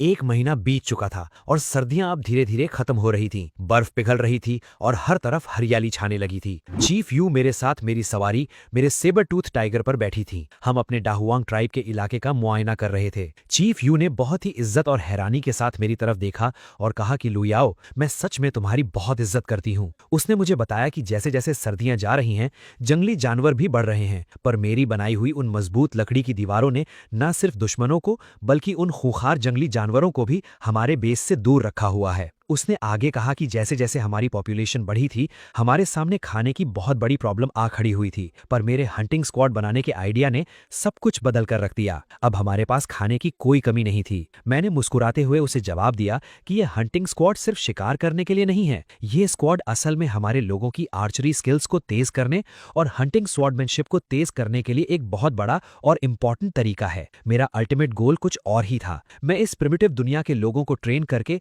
एक प्रोफेशनल आर्मी बनाना चाहता था जो किसी भी खतरे का डट कर सामना कर सके। तभी सामने से कुछ साथी भागते हुए हमारी तरफ आए। उसने दूर से ही चिल्लाते हुए कहा कि चीफ, लुयाओ बॉस, आगे कुछ गड़बड़ है। मैंने तुरंत अपने टाइगर को रोका और पूछा कि क्या कोई बहुत बड़ा शिकार है। उसने हांफते हुए बताया कि हमने किसी दूसरे ट्राइब के 2 स्काउट्स को पकड़ा है। मैं तभी निकल पड़ा। मैं थोड़ा हैरान हुआ कि इस इलाके में अभी भी कोई और ट्राइब बची हुई है। खतरे सच में कभी खत्म होने का नाम नहीं लेते। मुहोंग ने गुस्से में बताया कि बॉस, ये दोनों किसी दूसरे कबीले के स्काउट्स हैं और जैसे ही हमारी हंटिंग टीम ने इन्हें देखा, इन्होंने बिना कुछ सोचे समझे सीधे हमारे लोगों पर अपने थ्रोइंग स्पीयर्स से जानलेवा हमला कर दिया था। पर किस्मत अच्छी थी कि हमारे आदमियों के पास बॉस के बनाए हुए डेडली बोस थे, जिनकी वजह से उन्होंने दूर से ही इन दोनों को इजीली ओवरपावर कर लिया और जिंदा पकड़कर ले आए। मुहोंग ने परेशानी से कहा कि उसने इन दोनों से बहुत कुछ उगलवाने की कोशिश की, पर ये दोनों लिटरली कुछ भी बोलने को तैयार नहीं है। मैंने उन दोनों कैदियों की तरफ देखा। मैंने बहुत ही सख्त आवाज में उनसे पूछा कि वो लोग कहां से आए हैं और अगर उन्होंने सच नहीं बताया तो मैं उन्हें इसी वक्त खत्म कर दूंगा। उनके चेहरों पर लाल रंग का कोई अजीब सा पेंट लगा हुआ था और उनकी आंखों में खौफ की जगह एक बहुत ही अजीब सा एरोगेंस था। उनमें से एक आदमी ने कहा कि क्या मैं इस बस्ती का लीडर हूं। उसने बहुत ही घमंड से डिक्लेयर किया कि हम लोग मैमथ ट्राइब के वॉरियर्स हैं और कभी भी किसी के सामने नहीं झुकते। मैमथ ट्राइब का नाम सुनकर मेरा दिमाग सुन्न हो गया। मैंने नोटिस किया कि वो दोनों आदमी मेरे इतने बड़े सेबर टूथ टाइगर को देखकर भी बिल्कुल नहीं डरे थे। उस आदमी ने हंसते हुए कहा कि मैं एक टाइगर पर बैठकर खुद को बहुत बड़ा बॉस समझ रहा हूं, पर यह टाइगर उनके सामने कुछ भी नहीं है। उसने पूरे कॉन्फिडेंस के साथ कहा कि उनकी मैमथ ट्राइब इतनी ज्यादा ताकतवर है कि वो लोग लिटरली विशाल मैमथ्स को भी टेम करके उन पर सवारी करते हैं। उसने मुझे धमकी दी कि अगर मैंने उन्हें वापस नहीं जाने दिया तो उनके चीफ को पता चल जाएगा और फिर हमारी पूरी बस्ती को कुचलकर रख दिया जाएगा। ये इन्फॉर्मेशन सीरियसली माइंड ब्लोइंग थी। ये मैमथ ट्राइब हमारे पिछले सारे दुश्मनों से बिल्कुल अलग और कई गुना ज्यादा खतरनाक लेवल की लग रही थी। इस प्रिमिटिव एला में ऐसे एडवांस्ड और पावरफुल कबीले का होना मेरे लिए एक बहुत बड़ा शौक था। मैंने तुरंत मुहोंग को ऑर्डर दिया कि इन दोनों को खींचकर अंदर ले जाओ और मजबूती से बांधकर बंद कर दो। चीफ यू मेरे पास आई और उसके चेहरे पर साफ डर नजर आ रहा था। उसने घबराते हुए पूछा कि लुयाओ, अब हम क्या करेंगे। उसने कहा कि अगर वो स्काउट्स वापस नहीं गए तो उनकी ट्राइब उन्हें ढूंढते हुए डेफिनेटली हमारी बस्ती तक पहुंच जाएगी। चीफ यू की टेंशन बिल्कुल वैलिड थी। मुहोंग ने कहा कि अगर वो लोग सच में विशाल मैमथ्स पर बैठकर लड़ाई करते हैं तो हमारी ये लकड़ी की दीवार उनके सामने कागज की तरह टूट जाएगी। मैंने उन दोनों को शांत किया और कहा कि भले ही उनके पास मैमथ्स हों, पर मेरे पास मेरा सेबर टूथ टाइगर है और मैं उनसे बिल्कुल नहीं डरता। पर प्रॉब्लम ये थी कि मेरे पास सिर्फ एक टाइगर था। अगर मुझे उस मैमथ ट्राइब को पूरी तरह से हराना था तो मुझे अपनी आर्मी के लिए माउंट्स चाहिए थे। तभी मेरी नजर दूर जंगल के किनारे घास चरते हुए कुछ जानवरों पर गई। वो जानवर देखने में बिल्कुल वाइल्ड हॉर्सेस जैसे लग रहे थे, पर उनके शरीर पर टाइगर जैसी स्ट्राइप्स बनी हुई थी। उन्हें देखते ही मेरे दिमाग की बत्ती जल गई बॉस। मुझे मेरे प्लान का सबसे इंपॉर्टेंट पीस मिल गया था। मैंने उन दोनों को इशारा करते हुए कहा कि हमें मैमथ से लड़ने के लिए ताकत की जरूरत नहीं है,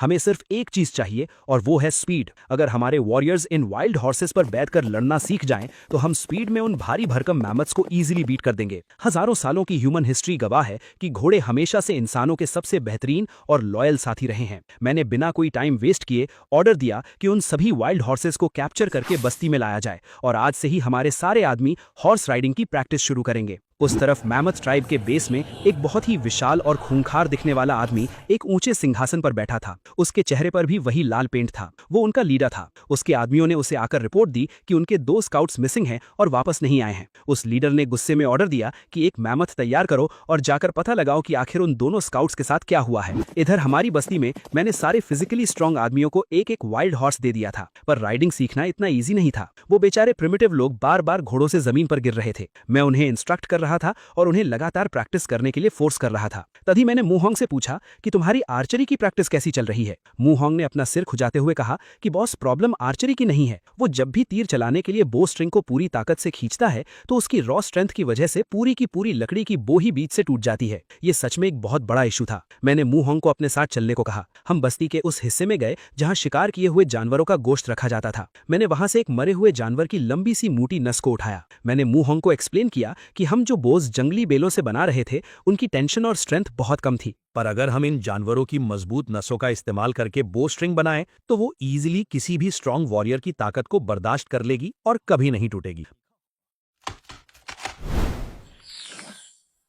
मैंने मूहोंग को तुरंत बस्ती की कुछ औरतों को बुलाने को कहा जो हाथ के काम में एक्सपर्ट थी, क्योंकि उनका अगला काम था स्ट्रांग बो बनाना। तभी बस्ती के बाहर से शुए क्यू चीखता हुआ भाग कर आया। उसने हाफते हुए कहा कि बॉस, बहुत बड़ी मुसीबत आ गई है। मैमथ ट्राइब के लोग हमारी बस्ती की तरफ आ रहे हैं और उनके साथ सच में एक बहुत बड़ा मैमथ है। मैं तो लिटरली इसी मौके का वेट कर रहा था ताकि मैं अपने नए अपग्रेडेड बोस का लाइव टेस्ट कर सकूं। मैंने तुरंत अपनी बो उठाई और अपने आदमियों के साथ बस्ती के बाहर उस खुले मैदान में पहुंच गया। सामने का नजारा देखकर सच में किसी के भी पसीने छूट जाते। एक बहुत ही विशाल और डरावना मैमथ जमीन को हिलाता हुआ हमारी तरफ आ रहा था। उसके ऊपर मैमथ ट्राइब के कुछ वॉरियर्स बैठे हुए थे। उन दुश्मनों ने हमें देखते ही चिल्लाकर पूछा कि क्या हम ही वो लोग हैं जिन्होंने उनके स्काउट्स को मारा है। मैंने पूरे कॉन्फिडेंस के साथ आगे बढ़कर कहा कि हाँ, वो हमने ही किया है और अब हम तुम बेवकूफों को भी यही मिट्टी में मिलाने वाले हैं। मेरी ये बात सुनकर वो दुश्मन गुस्से से पागल हो गए। उन्होंने कहा कि हम उनकी ताकत का अंदाजा नहीं लगा सकते और वो अपने उस जायंट मैमथ से हम सबको कुचल कर रख देंगे। वो मैमथ सच में किसी चलते फिरते पहाड़ जैसा लग रहा था। जब वो हमारी तरफ दौड़ा तो जमीन इतनी जोर से कांप रही थी कि मेरे आदमियों के चेहरे पर खौफ आ गया था। एक आदमी ने डर कर कहा कि बॉस, ये जानवर बहुत बड़ा है, हम इसे कैसे रोकेंगे। मैंने एक काम स्माइल के साथ कहा कि मुझ पर भरोसा रखो। मैंने अपनी नई अपग्रेडेड बो को उठाया और उस पर एक तीर चढ़ाया। मेरे बाकी आदमियों ने भी अपनी बोझ तैयार कर ली। मैंने सिस्टम इंटरफेस में चेक किया तो मेरी एजिलिटी और स्ट्रेंथ पूरी तरह से बफ्ड थी। जैसे ही वो मैमथ हमारी रेंज में आया, मैंने जोर से ऑर्डर दिया और हम सब ने एक साथ अपने तीरों की बारिश कर दी। वो तीर इतनी ज्यादा इंसेन स्पीड और डेडली फोर्स के साथ निकले कि उन्होंने हवा को चीरते हुए सीधा उस मैमथ के शरीर और उसकी आंखों में गहराई तक एंट्री कर ली। वो विशाल जानवर दर्द से भयंकर आवाज में चिंघाड़ा और अगले ही पल वो पहाड़ जैसा मैमथ एक बहुत बड़े धमाके के साथ जमीन पर गिरकर ढेर हो गया। उसके ऊपर बैठे दुश्मन भी बुरी तरह से कुचले गए। ये सीन देखकर मेरे आदमियों की आंखें फटी की फटी रह गई। ये मेरे नए बोझ की पावर का अल्टीमेट प्रूफ था। तभी मेरी आंखों के सामने सिस्टम का ग्लोइंग पैनल फ्लैश हुआ। सिस्टम ने मुझे एक शानदार नोटिफिकेशन दिया कि मैंने सक्सेसफुली एक अपग्रेडेड बो का यूज करके एक मैमथ को हंट किया है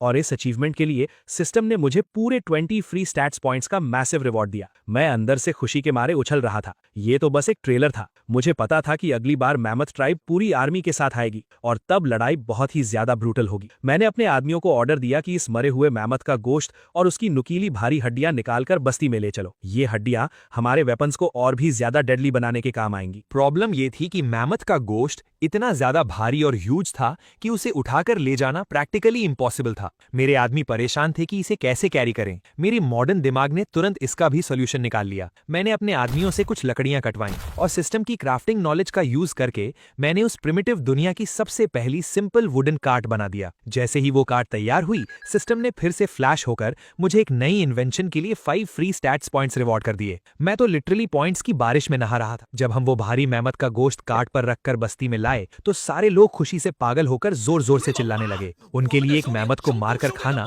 किसी बहुत बड़े चमत्कार और फख्र की बात थी। रात को बस्ती के बीच में एक बहुत बड़ी आग जलाई गई और वो सारा गोश्त भुनने के लिए रख दिया गया। सब लोग उस गोश्त पर टूट पड़ना चाहते थे, पर मैंने उन्हें लाउड आवाज में रुकने को कहा। मैंने डिक्लेयर किया कि ये मैमथ का गोश्त कोई नॉर्मल खाना नहीं है। ये सिर्फ उन असली बहादुर वॉरियर्स को मिलेगा जिन्होंने खुद को साबित किया है। मूहोंग ने हैरानी से पूछा कि बॉस, आपके हिसाब से असली वॉरियर कौन है? मैंने कहा कि आज सिर्फ वो लोग ये गोश्त खाएंगे जिन्होंने हॉर्स राइडिंग को पूरी तरह से मास्टर कर लिया है। मेरी ये बात सुनकर बस्ती के 8 फिजिकली स्ट्रांग और फिट आदमी पूरे कॉन्फिडेंस के साथ आगे आए। उन्होंने कहा कि बॉस, हम घोड़ा चलाना सीख चुके हैं। वो सच में बहुत ही ज्यादा टैलेंटेड और फास्ट लर्नर्स थे। मैंने उन्हें शाबाशी दी और कहा कि आज से तुम 8 लोग मेरी ग्रेट वेस्टलैंड ट्राइब की एलीट स्काउट्स हो। घोड़ों की स्पीड के साथ अब तुम्हारी रेंज बहुत बढ़ गई है। मैंने उन 8 को 2-2 की टीम में डिवाइड किया और उन्हें मैप समझाते हुए ऑर्डर दिया कि कल सुबह होते ही तुम लोग ईस्ट, वेस्ट, नॉर्थ और साउथ चारों डायरेक्शंस में निकल जाओगे। तुम्हारा मिशन मैमथ ट्राइब के मेन बेस को ढूंढना है।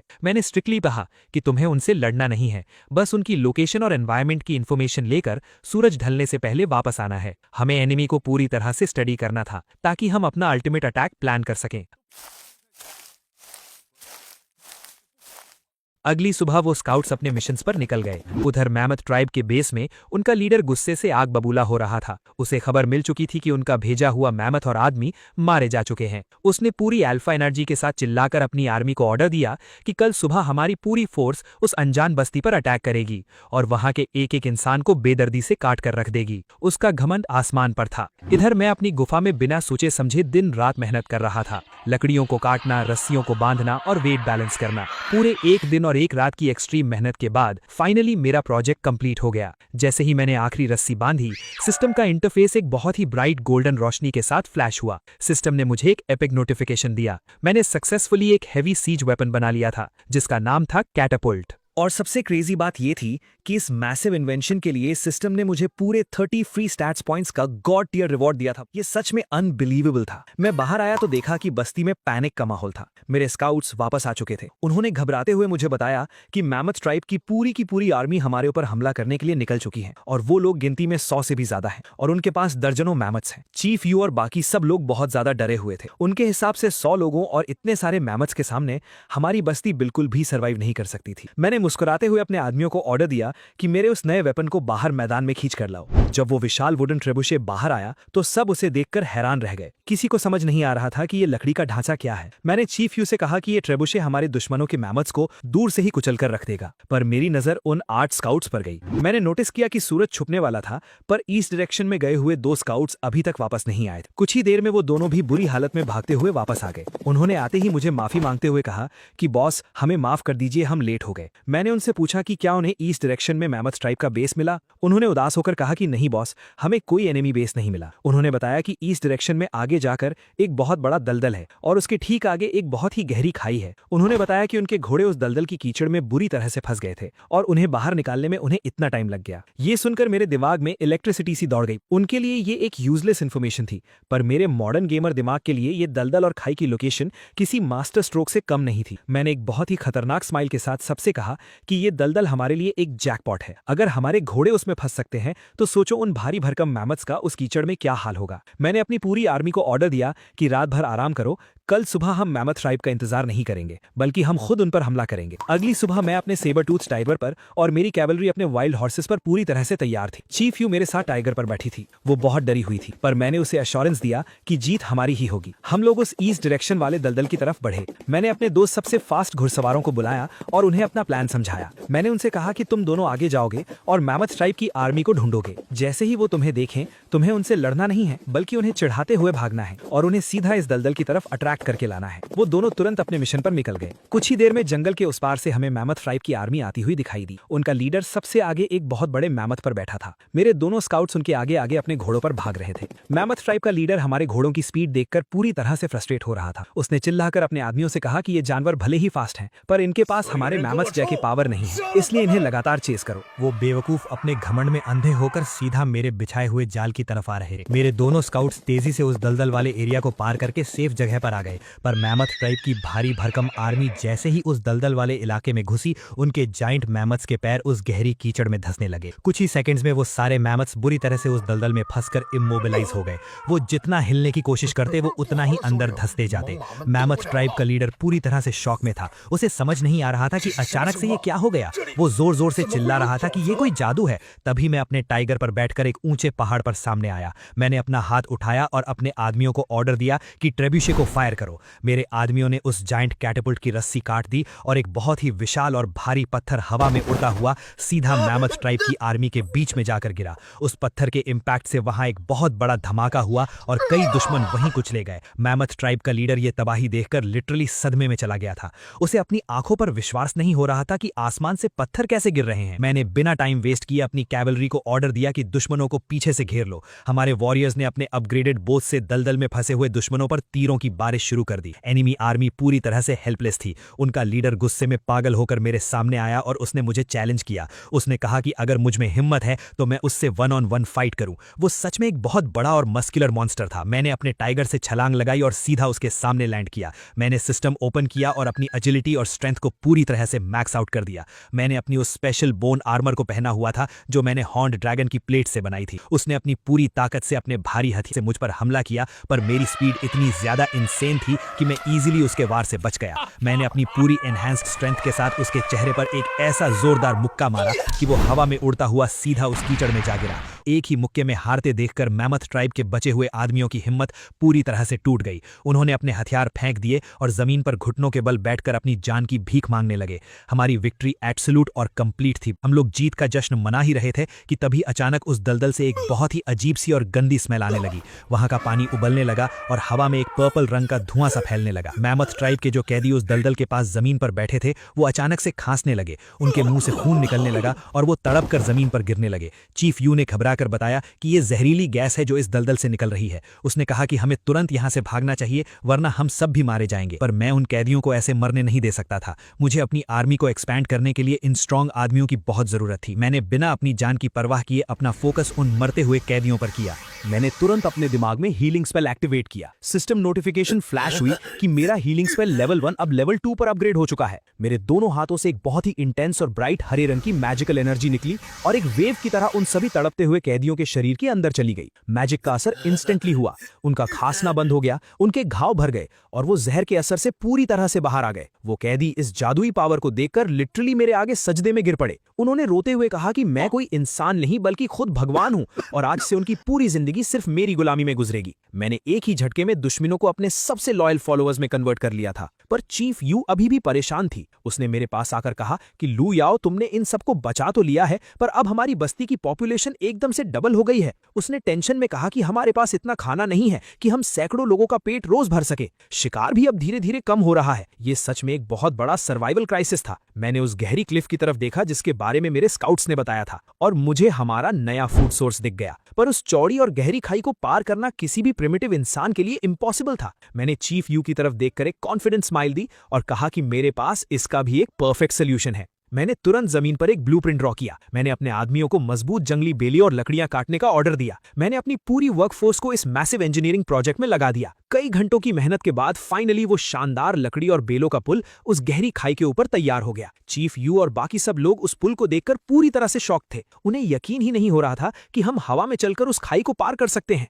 सिस्टम स्क्रीन एक बार फिर गोल्डन रोशनी के साथ फ्लैश हुई। सिस्टम ने मुझे सक्सेसफुली वुडन ब्रिज कंस्ट्रक्ट करने पर पूरे 20 स्टैट्स पॉइंट्स का रिवॉर्ड दिया। हम सब ने सावधानी से वो ब्रिज पार किया और खाई के उस पार वाले नए इलाके में एंटर हुए। वहां का नजारा देखकर मेरी आंखें खुशी से चमक उठी। वहां एक बहुत बड़ा खुला मैदान था जो पूरी तरह से सुनहरे रंग के पौधों से भरा हुआ था। मैंने पास जाकर उन पौधों को ध्यान से देखा और सिस्टम से स्कैन किया। सिस्टम ने तुरंत फ्लैश होकर बताया कि ये धान की फसल थी। ये एक हाई यील्डिंग क्रॉप थी जो सिर्फ 30 दिन में पूरी तरह से बड़ी हो जाती थी। और सबसे माइंड ब्लोइंग बात यह थी कि इस फसल को डिस्कवर करते ही सिस्टम ने मुझे फार्मिंग स्किल लेवल 1 का रिवॉर्ड दे दिया। चीफ यू ने पूछा, ये क्या है? मैंने कहा कि ये खाना है। मैंने चीफ यू मुंह होंग की तरफ देखकर बहुत ही एक्साइटमेंट के साथ कहा कि अब हमें खाने के लिए सिर्फ शिकार पर डिपेंड रहने की कोई जरूरत नहीं है। इस गोल्डन राइस की फार्मिंग करके हम अपनी बस्ती के हजारों लोगों का पेट आराम से भर सकते हैं। हम लोग उस फसल को देखकर खुश हो ही रहे थे कि मेरी नजर पास के एक पेड़ पर गई। उस पेड़ पर कुछ अजीब से नीले रंग के ग्लोइंग फल लगे हुए थे जिन पर इलेक्ट्रिसिटी जैसी व्हाइट लाइंस बनी हुई थी।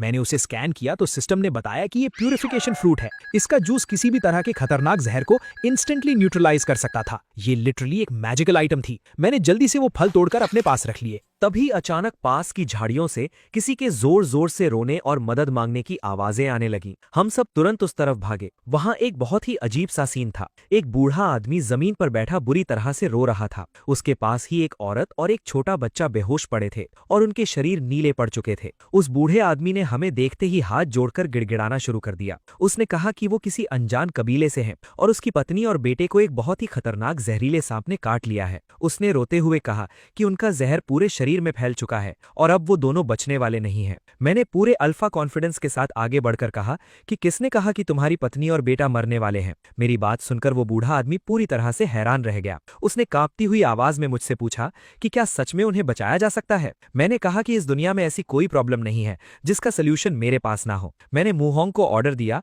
कि जल्दी से एक मिट्टी का बर्तन लेकर आओ। मैंने उस नीले भल को अपने हाथ में कसकर पकड़ा और निचोड़ दिया। मैंने उस बर्तन को उठाया और उस बूढ़े आदमी के बेहोश पड़े हुए बेटे और उसकी पत्नी के मुंह में वो नीला जूस धीरे धीरे डाल दिया। जैसे ही वो मैजिकल जूस उन दोनों के गले से नीचे उतरा, उनके चेहरे और नसों का वो डरावना नीला रंग धीरे धीरे गायब होने लगा और उनकी स्किन का नॉर्मल कलर वापस आने लगा। उन दोनों की सांसें नॉर्मल होने लगी और उन दोनों ने आहिस्ता से अपनी आंखें खोल दी। जहर पूरी तरह से खत्म हो चुका था। उस बूढ़े आदमी की आंखों से आंसू बहने लगे और वो चिल्लाया कि जिंदा हो गए, सच में जिंदा हो गए। उसने कहा कि इस खतरनाक जहरीले सांप के काटने के बाद तो मौत पक्की होती है, पर मैंने उन्हें बचा लिया। उसने रोते हुए मुझे एक सच्चा प्रॉफिट और मसीहा मान लिया और मेरे आगे घुटनों पर गिर गया। मैंने एक बहुत ही काम टोन में सोचा कि ये प्यूरिफिकेशन फ्रूट सच में बहुत ही ज्यादा ओवरपावर्ड आइटम है। मैंने मन ही मन सोचा कि अगर ये फल इतने खतरनाक सांप के जहर को खत्म कर सकता है तो इसका मतलब है कि वो जो जहरीली गैस वाला दलदल था, उसके शिकार हुए लोगों को भी इस फल से इजीली ट्रीट किया जा सकता है। मैंने उस बूढ़े आदमी से पूछा कि आखिर वो है कौन। उस बूढ़े आदमी ने हाथ जोड़कर मुझे बताया कि वो स्नो पाइन ट्राइब का चीफ है। उसका नाम सॉन्ग है। मैंने हैरानी से पूछा कि अगर वो एक चीफ है तो उसकी ट्राइब के लोग इतने ज्यादा कुपोषण के शिकार और कमजोर क्यों लग रहे हैं। चीफ सॉन्ग ने एक गहरी और दर्द भरी सांस ली। उसने रोते हुए मुझे बताया कि सर्दियों का मौसम बहुत ही ज्यादा बेरहम था। इस पूरी जमीन पर जानवरों का नामो निशान मिट गया था और उनके पास शिकार करने या खाना ढूंढने का कोई तरीका नहीं बचा था। उसके कबीले के लोग महीनों से भूखे थे और अब वो सब धीरे धीरे भूख से तड़प कर मर रहे थे। चीफ सॉन्ग की बातें सुनकर मुझे चीफ यू ने बताया कि अगर मैंने उस वक्त आग और मछलियां नहीं खोजी होती तो शायद मेरी ट्राइब का भी यही हाल होता। मैंने मन ही मन सोचा कि इस प्रिमिटिव एरा में बिना किसी सॉलिड सर्वाइवल स्किल के जिंदा रहना लिटरली इम्पॉसिबल था। चीफ सॉन्ग ने मेरे आगे अपने घुटने टेक दिए और गिड़गिड़ाते हुए कहा कि प्रॉफिट सर, क्या आप मेरी ट्राइब को थोड़ा सा खाना देकर हमारी मदद कर सकते हैं। उसने कहा कि वो अपने लोगों को ऐसे तड़प कर मरते हुए नहीं देख सकता। मैंने उसे बीच में ही रोक दिया। मैंने उससे कहा कि मैं तुम्हें खाना सिर्फ एक ही शर्त पर दूंगा और वो शर्त यह है कि तुम्हें अपनी पूरी स्नो पाइन ट्राइब के साथ मेरी ग्रेट वेस्टलैंड ट्राइब को ज्वाइन करना होगा। मेरी ये बात सुनकर चीफ सॉन्ग पूरी तरह से हैरान रह गया। इस प्रिमिटिव दुनिया का रूल था कि कोई भी लीडर मरने से पहले हार नहीं मानता था, पर चीफ सॉन्ग एक हारा हुआ और थका हुआ इंसान था। उसने भरे हुए गले से कहा कि मैं ऑलरेडी एक बहुत ही फेलियर चीफ हूं और आपने मेरे परिवार की जान बचाई है। उसने बिना किसी हेजिटेशन के कहा कि वो और उसकी पूरी ट्राइब मेरी गुलामी करने के लिए पूरी तरह से तैयार है। उसकी ये बात सुनकर मैंने कहा कि बहुत बढ़िया, अब मैं तुम्हारे भूखे लोगों को मरने नहीं दूंगा। चीफ यू मेरे पास आई और उसने बहुत ही टेंशन में मुझसे पूछा कि लू याओ, हम इन सबके लिए अचानक से इतना सारा खाना कहां से लाएंगे। मैंने उसे एक मिस्टीरियस लुक दिया और कहा कि खाना तो हमारे बिल्कुल सामने है। मैं उस गोल्डन राइस के खेत की तरफ मुड़ा। चीफ यू पूरी तरह से कंफ्यूज थी। मैंने उसे और बाकी लोगों को समझाया कि इस फसल को अगर हम सही तरीके से उगाएं तो हमें शिकार पर डिपेंड रहने की जरूरत ही नहीं पड़ेगी।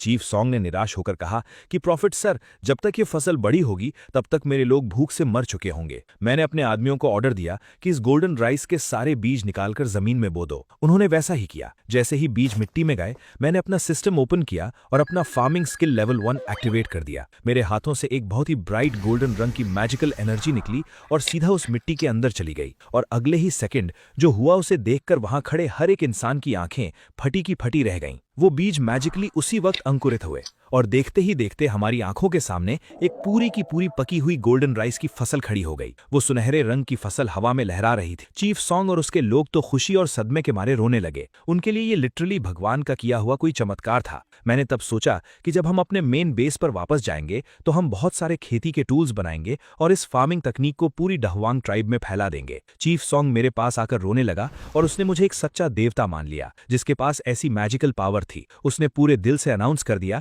कि आज से पूरी स्नो पाइन ट्राइब सिर्फ और सिर्फ मेरी कमांड मानेगी और मेरे अंडर काम करेगी। मैंने कहा कि ठीक है, जब तक हम यहाँ हैं हम यहाँ कुछ दिन और रुकेंगे और इस जगह को अपने एम्पायर का एक नया हिस्सा बनाएंगे। ये नई जमीन काफी उपजाऊ थी और मेरे फ्यूचर एक्सपेंशन प्लान्स के लिए बहुत इंपॉर्टेंट थी। फिर मैंने मैमथ ट्राइब को भी प्यूरिफिकेशन फ्रूट का इस्तेमाल करने दिया। वो मेरे शुक्रगुजार थे। तभी अचानक मेरी कानों में सिस्टम इंटरफेस का आवाज आया। सिस्टम ने मुझे एक बहुत ही एपिक नोटिफिकेशन दिया। मैंने सक्सेसफुली 2 नई ट्राइब्स यानी मैमथ ट्राइब और स्नो पाइन ट्राइब को अपने एम्पायर में मिला लिया था। इस मैसिव एक्सपेंशन के लिए सिस्टम ने मुझे पूरे 30 फ्री स्टैट्स पॉइंट्स का रिवॉर्ड दिया और सबसे बड़ी बात यह थी कि मेरा ruler of the land skill जो लेवल 1 पर था वो अब सीधा अपग्रेड होकर लेवल 2 पर पहुंच गया था। सिस्टम ने बताया कि अब मेरी टेरिटरी के अंदर मौजूद मेरी आर्मी के हर एक इंसान की स्ट्रेंथ, एजिलिटी, कॉन्स्टिट्यूशन और स्पिरिट में ऑटोमेटिकली +10 स्टैट्स पॉइंट्स का मैसिव बफ ऐड हो जाएगा। ये कोई नॉर्मल बफ नहीं था। +10 स्टैट्स पॉइंट्स का मतलब था कि मेरा हर एक ऑर्डिनरी वॉरियर अब एक सुपर ह्यूमन बन चुका था। मेरी आर्मी अब प्रैक्टिकली इनविंसिबल हो चुकी थी। मैं खुशी से अंदर ही अंदर झूम रहा था। चीफ यू ने मुझसे पूछा कि लू याओ अब हमारा अगला प्लान क्या है। मैंने उस स्नो पाइन ट्राइब के इलाके को ध्यान से देखा। ये जगह बहुत ही स्ट्रेटेजिक थी और इसे हम अपने एम्पायर के एक नए आउटपोस्ट की तरह यूज कर सकते थे। मैंने चीफ यू से कहा कि हम इस जगह को ऐसे ही खुला नहीं छोड़ सकते। हमें यहाँ भी दुश्मनों और जंगली जानवरों से बचने के लिए एक मजबूत लकड़ी की दीवार बनानी होगी। चीफ यू ने तुरंत हाँ कर दी क्योंकि उन्हें अब तक दीवार बनाने का पूरा एक्सपीरियंस हो चुका था। हमने तुरंत काम शुरू कर दिया। लकड़ियां काटी गईं और बहुत ही तेजी से उस स्नो पाइन ट्राइब के चारों तरफ भी एक अभेद्य किला खड़ा हो गया। अब वो जगह पूरी तरह से सेफ थी। चीफ यू ने कहा कि अब हमें अपनी मेन सेटलमेंट वापस चलना चाहिए क्योंकि हमने यहाँ बहुत सारे रिसोर्सेज जमा कर लिए हैं। मैंने कहा कि हम सब वापस नहीं जाएंगे। अगर हमने इस जगह को खाली छोड़ दिया तो कोई और दुश्मन इस पर कब्जा कर लेगा। हमें यहाँ एक बहुत ही स्ट्रांग लीडर को छोड़ना होगा जो इस आउटपोस्ट को प्रोटेक्ट कर सके। मैंने पीछे मुड़कर देखा और शू क्यू को आवाज लगाई। शू क्यू जो कभी मेरा दुश्मन था अब मेरा सबसे लॉयल और स्ट्रांग वॉरियर बन चुका था। मैंने उसे ऑर्डर दिया कि वो अपने साथ कुछ सबसे बेहतरीन वॉरियर्स को लेकर यहीं रुकेगा और इस नए इलाके को डेवलप करेगा। मैंने उससे स्ट्रिक्टली कहा कि अगर यहाँ कोई भी खतरा आए तो वो तुरंत घोड़े पर एक मैसेंजर भेजकर मुझे अलर्ट करेगा। शू क्यू ने पूरे जोश और इज्जत के साथ अपना सिर झुकाया और मेरी कमांड को एक्सेप्ट कर ली। वो जानता था कि ये मेरे एम्पायर को एक्सपैंड करने का पहला और सबसे इंपॉर्टेंट स्टेप था। भले ही उसे मुझसे दूर रहना था पर वो मेरे मिशन के लिए अपनी जान देने को भी तैयार था। इन सारे अरेंजमेंट्स के बाद मैं चीफ यू और अपनी बाकी आर्मी के साथ अपनी मेन सेटलमेंट वापस आ गया। वहां पहुंचते ही मैंने सबसे पहले अपनी एग्रीकल्चरल रेवोल्यूशन को आगे बढ़ाया। मैंने अपने आदमियों से खेत तैयार करवाए और वो सारे गोल्डन राइस के बीज और दूसरे मैजिकल पौधे वहां बो दिए। मैंने फिर से अपना फार्मिंग स्किल यूज किया और कुछ ही सेकंड्स में हमारे पास इतना सारा अनाज आ गया कि हम उसे देखकर हैरान थे। एक आदमी ने खुशी से चिल्लाकर कहा कि ये फसल तो इतनी ज्यादा है कि हम दिन में 5 बार भी खाएं तो भी ये खत्म नहीं होगी। पर मैं इस प्रिमिटिव दुनिया के खतरों को बहुत अच्छी तरह से जानता था। यहाँ कभी भी कोई नेचुरल डिजास्टर या भयानक सर्दियां आ सकती थी। मैंने उन्हें डांटते हुए कहा कि खाने को वेस्ट करने की कोई जरूरत नहीं है। मैंने ऑर्डर दिया कि तुरंत एक बहुत बड़ा ग्रैनरी या अनाज गोदाम बनाया जाए और ये सारा एक्स्ट्रा अनाज वहां सेफ रखा जाए। हमें फ्यूचर के लिए पूरी तैयारी करनी थी। इसी बीच मू होंग मेरे पास भागता हुआ आया। उसके चेहरे पर एक बहुत ही बड़ी खुशी थी। उसने मुझे बताया कि हमने पिछले 1 महीने में आपके डिजाइन किए हुए ट्रेब्यूशेट्स को बनाने पर दिन रात काम किया है और अब हमारे पास बहुत सारे ट्रेब्यूशेट्स तैयार हो चुके हैं। ये सुनकर मुझे बहुत सेटिस्फैक्शन फील हुआ। अब हमारी बस्ती पर हमला करना किसी भी एनिमी के लिए लिटरली मौत को दावत देना था। चीफ यू भी बहुत खुश थी पर उसने कहा कि हमें अभी भी अलर्ट रहना होगा क्योंकि बाहर की दुनिया बहुत अनजान है। मैंने कहा कि जब तक मेरे पास मेरी आर्मी और वेपन्स हैं हमें डरने की कोई जरूरत नहीं है। तभी बस्ती के बाहर से मेरे कुछ स्काउट्स बहुत ही तेजी से घोड़े दौड़ाते हुए अंदर आए। वो बहुत ज्यादा एक्साइटेड लग रहे थे। उन्होंने आकर रिपोर्ट दी कि चीफ, हमने दूर पहाड़ों के पास एक बहुत बड़ा आयरन ओर का खदान ढूंढा है। आयरन ओर का नाम सुनते ही मेरे कान खड़े हो गए। इस प्रिमिटिव दुनिया में आयरन यानी लोहे का मिलना किसी खजाने से कम नहीं था। अगर मैं लोहे के हथियार और आर्मर बना लूंगा तो मेरी आर्मी को इस दुनिया की कोई भी ताकत नहीं हरा पाएगी। मैंने तुरंत उन स्काउट्स को मुझे वहां ले जाने का ऑर्डर दिया। चीफ यू भी मेरे साथ चलने के लिए तैयार हो गई। जब हम उस पहाड़ी इलाके में पहुंचे तो वहां सच में बहुत सारा प्योर आयरन ओर मौजूद था। चीफ यू उसे देखकर बहुत खुश हुई और कहने लगी कि लुयाओ, तुमने सच में हमारी किस्मत बदल दी है। पर तभी मेरे स्काउट्स ने मुझे अलर्ट किया कि हम यहाँ अकेले नहीं हैं। उन्होंने बताया कि उस खदान के पास कुछ अनजान लोग भी मौजूद हैं और ऐसा लग रहा है कि वो भी इस लोहे पर कब्जा करना चाहते हैं। मैंने दूर से नोटिस किया कि वो लोग सच में किसी अनजान ट्राइब के मेंबर्स थे। चीफ यू ने टेंशन में आकर कहा कि लुयाओ, हमारे पास अभी सिर्फ 3 लोग हैं और वो लोग गिनती में बहुत ज्यादा हैं। हमें वापस जाकर अपनी आर्मी लानी चाहिए। आर्मी की कोई जरूरत नहीं है, मेरी इंडिविजुअल स्ट्रेंथ ही काफी है। पर तभी उन दुश्मनों के बीच से एक औरत बाहर आई। उसका पूरा गेटअप बहुत ही डरावना और मिस्टीरियस था। उसने जानवरों की खाल पहनी हुई थी और उसके चेहरे पर आंखों के ठीक नीचे नीले रंग की वर्टिकल लाइंस बनी हुई थीं। सबसे अजीब बात यह थी कि उसने अपने सिर पर एक बहुत ही बड़ा और सींगों वाला किसी जानवर का कंकाल या स्कल पहना हुआ था। वो दिखने में किसी चुड़ैल या विच जैसी लग रही थी। उसने हमें देखकर बहुत ही घमंड से कहा कि तुम लोग कौन हो जो मेरी शैन नवी ट्राइब के खजाने पर नजर डाल रहे हो। उसने कहा कि अगर तुम अपनी जान बचाना चाहते हो तो यहाँ से भाग जाओ, क्योंकि मैं अकेले ही तुम सबको खत्म करने के लिए काफी हूँ। मेरे स्काउट्स को उसकी ये बात सुनकर बहुत गुस्सा आया। उन्होंने कहा कि तुम जैसी औरत हमारा क्या बिगाड़ लेगी। पर उस शैन नवी नाम की औरत के चेहरे पर एक बहुत ही भयानक और कॉन्फिडेंट स्माइल थी। उसने कहा कि मैं कोई नॉर्मल इंसान नहीं हूँ, मैं भगवान की भेजी हुई एक शैन नवी या गॉडेस हूँ और मेरे पास इंसानों के दिमाग को कंट्रोल करने की जादुई पावर है। उसने अपना वो सींगों वाला स्कल हमारी तरफ किया। अचानक उस स्कल की आंखों में से एक बहुत ही डार्क और पर्पल रंग की मैजिकल एनर्जी निकली। उस एनर्जी ने मेरे दोनों स्काउट्स और चीफ यू को इंस्टेंटली हिट किया। ये कोई मजाक नहीं था, वो मैजिकल एनर्जी सच में माइंड कंट्रोल का काम कर रही थी। मेरे स्काउट की आंखें एकदम से ब्लैंक हो गईं और उनके चेहरे के एक्सप्रेशंस पूरी तरह से गायब हो गए। वो तीनों किसी ज़ॉम्बी की तरह उस शैन नवी औरत के सामने घुटनों के बल बैठ गए।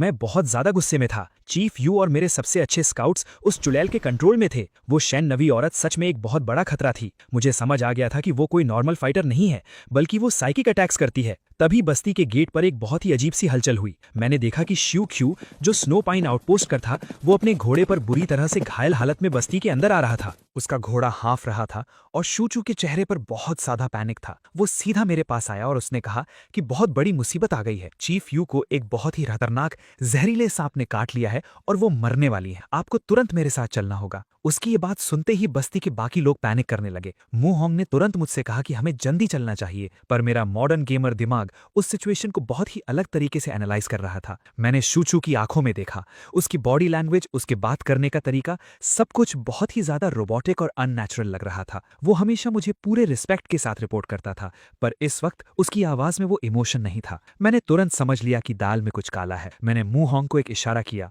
मुहोंग मेरे इशारे को समझ गया। मैंने अचानक से शूचू को पकड़ा और उसे जमीन पर पटक दिया। मैंने मुहोंग से कहा कि जल्दी से वो नीला प्यूरिफिकेशन फ्रूट लेकर आओ। मुहोंग भागकर वो फल ले आया। मैंने उस फल को निचोड़कर उसका जूस फोर्सफुली शूचू के मुंह में डाल दिया। जैसे ही वो मैजिकल जूस उसके शरीर में गया, शूचू की आंखें जो पहले ब्लैंक थी वो अचानक से नॉर्मल हो गईं। उसने एक लंबी सांस ली और खांसते हुए उठा। उसने हैरानी से मुझे देखा और पूछा कि वो यहाँ कैसे आ गया। मैंने उससे सख्ती से पूछा कि मुझे सच सच बताओ कि स्नो पाइन आउटपोस्ट पर क्या हुआ है। शूचू ने अपना सर पकड़ते हुए कहा कि मुझे कुछ याद नहीं है, बस इतना याद है कि एक बहुत ही अजीब सी औरत जिसके सर पर एक कंकाल था वो हमारे कैंप में आई थी और उसके बाद मेरे दिमाग में अंधेरा छा गया। ये सुनते ही मेरा शक यकीन में बदल गया। वो शन्नवी औरत ने चीफ यू को पकड़ने के बाद सीधा स्नो पाइन आउटपोस्ट पर हमला किया था और वहां मौजूद मेरे सारे आदमियों को अपने माइंड कंट्रोल से गुलाम बना लिया था। उसने शूचू को जानबूझकर मेरे पास भेजा था ताकि वो मुझे झूठ बोलकर किसी ट्रैप में फंसा सके। ये कोई नॉर्मल लड़ाई नहीं थी, ये एक साइकिक वॉर थी। मुझे पता था कि अगर मुझे उस औरत को हराना है तो मुझे फिजिकल स्ट्रेंथ की नहीं बल्कि मेंटल पावर की जरूरत है। मैंने अपना सिस्टम इंटरफेस ओपन किया। मेरे पास जितने भी फ्री स्टार्ट्स पॉइंट्स अवेलेबल थे, मैंने बिना एक भी पॉइंट बचाए वो सारे के सारे पॉइंट्स डायरेक्टली अपनी स्पिरिट एट्रीब्यूट में एलोकेट कर दिए। जैसे ही मैंने पॉइंट्स एलोकेट किए, मेरे दिमाग में एक बहुत ही भयंकर धमाका सा हुआ। मुझे ऐसा लगा जैसे मेरी मेंटल क्लैरिटी और फोकस 1000 गुना बढ़ गया है। मेरे आसपास की हर एक डिटेल मुझे बिल्कुल क्रिस्टल क्लियर दिखाई दे रही थी। मेरी स्पिरिट पावर अब पूरी तरह से मैक्स आउट हो चुकी थी। अब मैं किसी भी माइंड कंट्रोल मैजिक को इजीली ब्रेक कर सकता था। मैंने मुहोंग को बस्ती की सिक्योरिटी का ऑर्डर दिया और अकेले ही अपने सेबर टूथ टाइगर पर बैठकर उस शन्नवी औरत के कैंप की तरफ निकल पड़ा। जब मैं उसके कैंप में पहुंचा तो मैंने देखा कि मेरे सारे आदमी और चीफ यू उस औरत के सामने गुलामों की तरह खड़े थे। वो शन्नवी औरत मुझे देखकर बहुत जोर से हंसी। उसने कहा कि तुम सच में बहुत बेवकूफ हो जो खुद चलकर मेरी मौत के जाल में आ गए। उसने कहा कि अब मैं तुम्हें भी अपना गुलाम बना लूंगी। उसने अपना वो कंकाल वाला स्कल मेरी तरफ किया और अपनी पूरी ताकत के साथ वो डरावनी पर्पल एनर्जी मेरे ऊपर फायर कर दी। वो मैजिकल एनर्जी किसी काले धुएं की तरह मेरे पास आई और मेरे दिमाग में घुसने की कोशिश करने लगी, पर मेरा स्पिरिट लेवल अब नॉर्मल नहीं था। जैसे ही वो एनर्जी मेरे दिमाग से टकराई, वो कांच की तरह टूटकर बिखर गई। मेरे मैक्स्ड आउट स्पिरिट स्टैट्स ने उसके माइंड कंट्रोल को पूरी तरह से नलिफाई कर दिया था। वो औरत ये देखकर पूरी तरह से सदमे में चली गई। उसकी आंखें फटी की फटी रह गईं। उसे यकीन नहीं हो रहा था कि कोई इंसान उसके इस अल्टीमेट मैजिक मैजिक को कैसे रेजिस्ट कर सकता है। उसने घबराकर अपने आदमियों को ऑर्डर दिया कि मुझे पकड़ें, पर इससे पहले कि कोई कुछ कर पाता मैंने अपनी इनसेन एजिलिटी का यूज किया और सीधा उसके सामने पहुंच गया। मैंने एक ही झटके में उसे जमीन पर पटक दिया और अपनी बोन नाइफ उसकी गर्दन पर रख दी। मैंने बहुत ही खतरनाक आवाज में उससे कहा कि तुम्हारा ये घटिया जादू मेरे सामने काम नहीं करेगा। मैंने कहा कि अब अपनी इस बकवास को बंद करो और चीफ यू को आजाद करो। वो शेन-नवी औरत डर के मारे कांपने लगी। उसका सारा घमंड टूट चुका था। उसने अपनी जादुई पावर वापस ले ली और चीफ यू के साथ साथ मेरे सारे आदमियों का माइंड कंट्रोल टूट गया। चीफ यू होश में आई और मुझे वहां देखकर बहुत खुश हुई। मैंने उस शेन-नवी औरत को कसकर पकड़ा हुआ था। मैंने उससे पूछा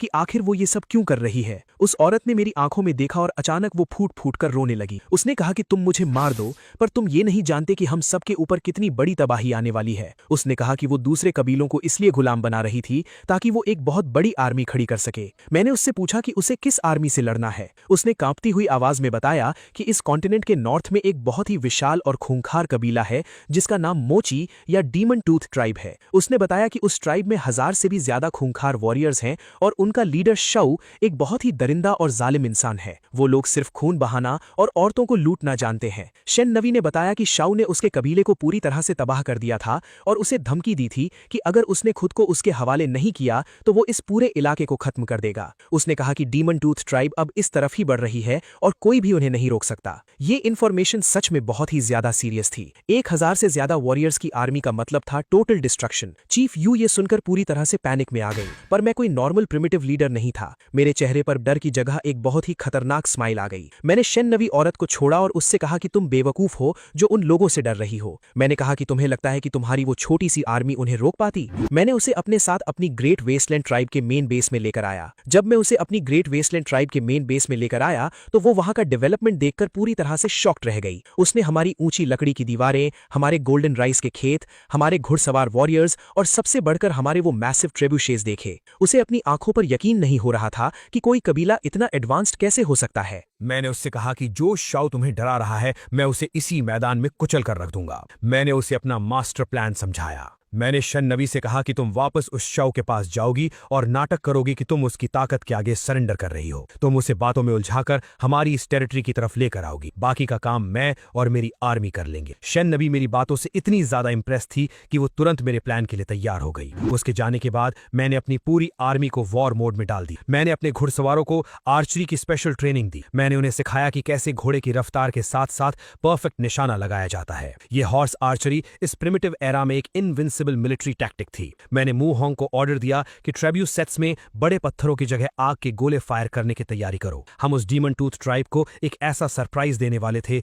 जो उन्होंने अपने बुरे सपनों में भी नहीं सोचा होगा। कुछ दिनों बाद वो दिन आ ही गया। मेरे स्काउट्स ने रिपोर्ट दी कि डीमन टूथ ट्राइब की आर्मी हमारी बस्ती की तरफ बढ़ रही है। मैं अपनी पूरी फोर्स के साथ एक ऊंचे पहाड़ पर खड़ा था जहां से नीचे का पूरा मैदान साफ दिखाई दे रहा था। मैंने देखा कि सच में एक बहुत ही मैसिव आर्मी हमारी तरफ आ रही है। उनके वॉरियर्स के चेहरे पर खौफनाक पेंट था और उनके हाथों में भारी हथियार थे। सबसे आगे एक बहुत ही विशाल और मस्कुलर आदमी चल रहा था जिसके गले में खोपड़ियों की माला थी। वो शाऊ था। उसके बगल में शेन-नवी चल रही थी जो उसे हमारे ट्रैप की तरफ लीड कर रही थी। शाऊ बहुत ही ज्यादा एरोगेंट लग रहा था। वो जोर जोर से हंस रहा था और कह रहा था कि इस छोटे से कबीले को तो वो अपने पैरों तले रौंद देगा। शेन-नवी ने बहुत ही चालाकी से शाऊ और उसकी आर्मी को उस संकरे और खुले मैदान में लाकर खड़ा कर दिया जहां मेरे ट्रेब्यूसेट्स की रेंज बिल्कुल परफेक्ट थी। जैसे ही वो लोग उस किल जोन में पहुंचे शेन-नवी वहां से भागकर सुरक्षित जगह पर आ गई। शाऊ को कुछ समझ नहीं आया। आसमान में एक बहुत ही खौफनाक नजारा था। मेरे दर्जनों ट्रेब्यूसेट्स ने एक साथ हवा में आग से धधकते हुए भारी पत्थर फायर कर दिए।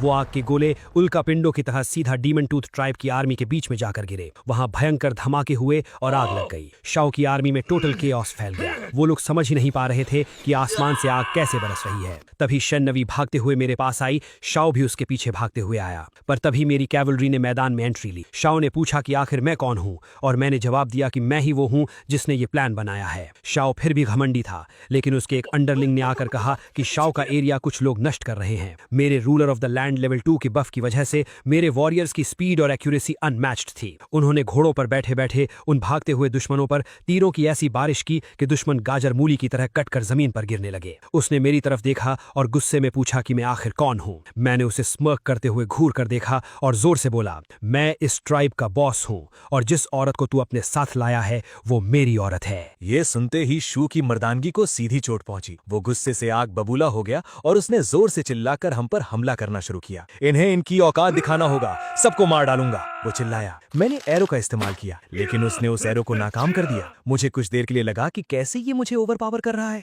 उसने अपना एक मैसिव पत्थर उठाया और मेरे सिर पर पूरी ताकत से वार किया, पर मैं तो अपने सारे स्टैट्स, पॉइंट्स, स्पिरिट और स्ट्रेंथ पे मैक्स आउट कर चुका था। मैंने बिना अपनी जगह से हिले अपनी बॉडी को हल्का सा साइड किया और उसके भारी अटैक को सिर्फ अपने नंगे हाथ से हवा में ही रोक लिया। फिर पीछे से शेन नवी ने अपनी जादू दिखाई और आखिरकार शू ढेर हो गया और ऐसे ही हम वॉर जीत गए। शेन नवी मेरे पास आई और शर्माते हुए बोली कि क्या वो अब सच में मेरी औरत है। मैंने उससे कहा कि वो बस शू की टॉन्ट करने के लिए मैंने कहा था। ये सुनकर शेन नवी थोड़ी उदास हो गई। रात हो चुकी थी। पूरे बेस में इस अल्टीमेट एपिक विक्ट्री का सेलिब्रेशन चल रहा था। हमने मोची ट्राइब के उन हजारों बचे हुए लोगों को अपने ट्राइब में मिला लिया था और अब हमारी वर्कफोर्स पहले से भी दोगुनी हो चुकी थी। लेकिन उसके बाद भी मू होंग शू क्यू के साथ काम पे निकल पड़ा। चीफ यू चलकर मेरे पास आई। उसने बहुत ही सॉफ्ट और इमोशनल आवाज में बोली कि लू याओ, मुझे अभी भी सब सपना लग रहा है। मैंने एक बहुत ही सुकून वाली स्माइल दी। मैंने उससे कॉन्फिडेंटली कहा कि चीफ यू, ये तो बस एक छोटी सी शुरुआत है। आगे आगे देखो, मैं इस पूरी दुनिया को कम्प्लीटली कॉन्कर कर लूंगा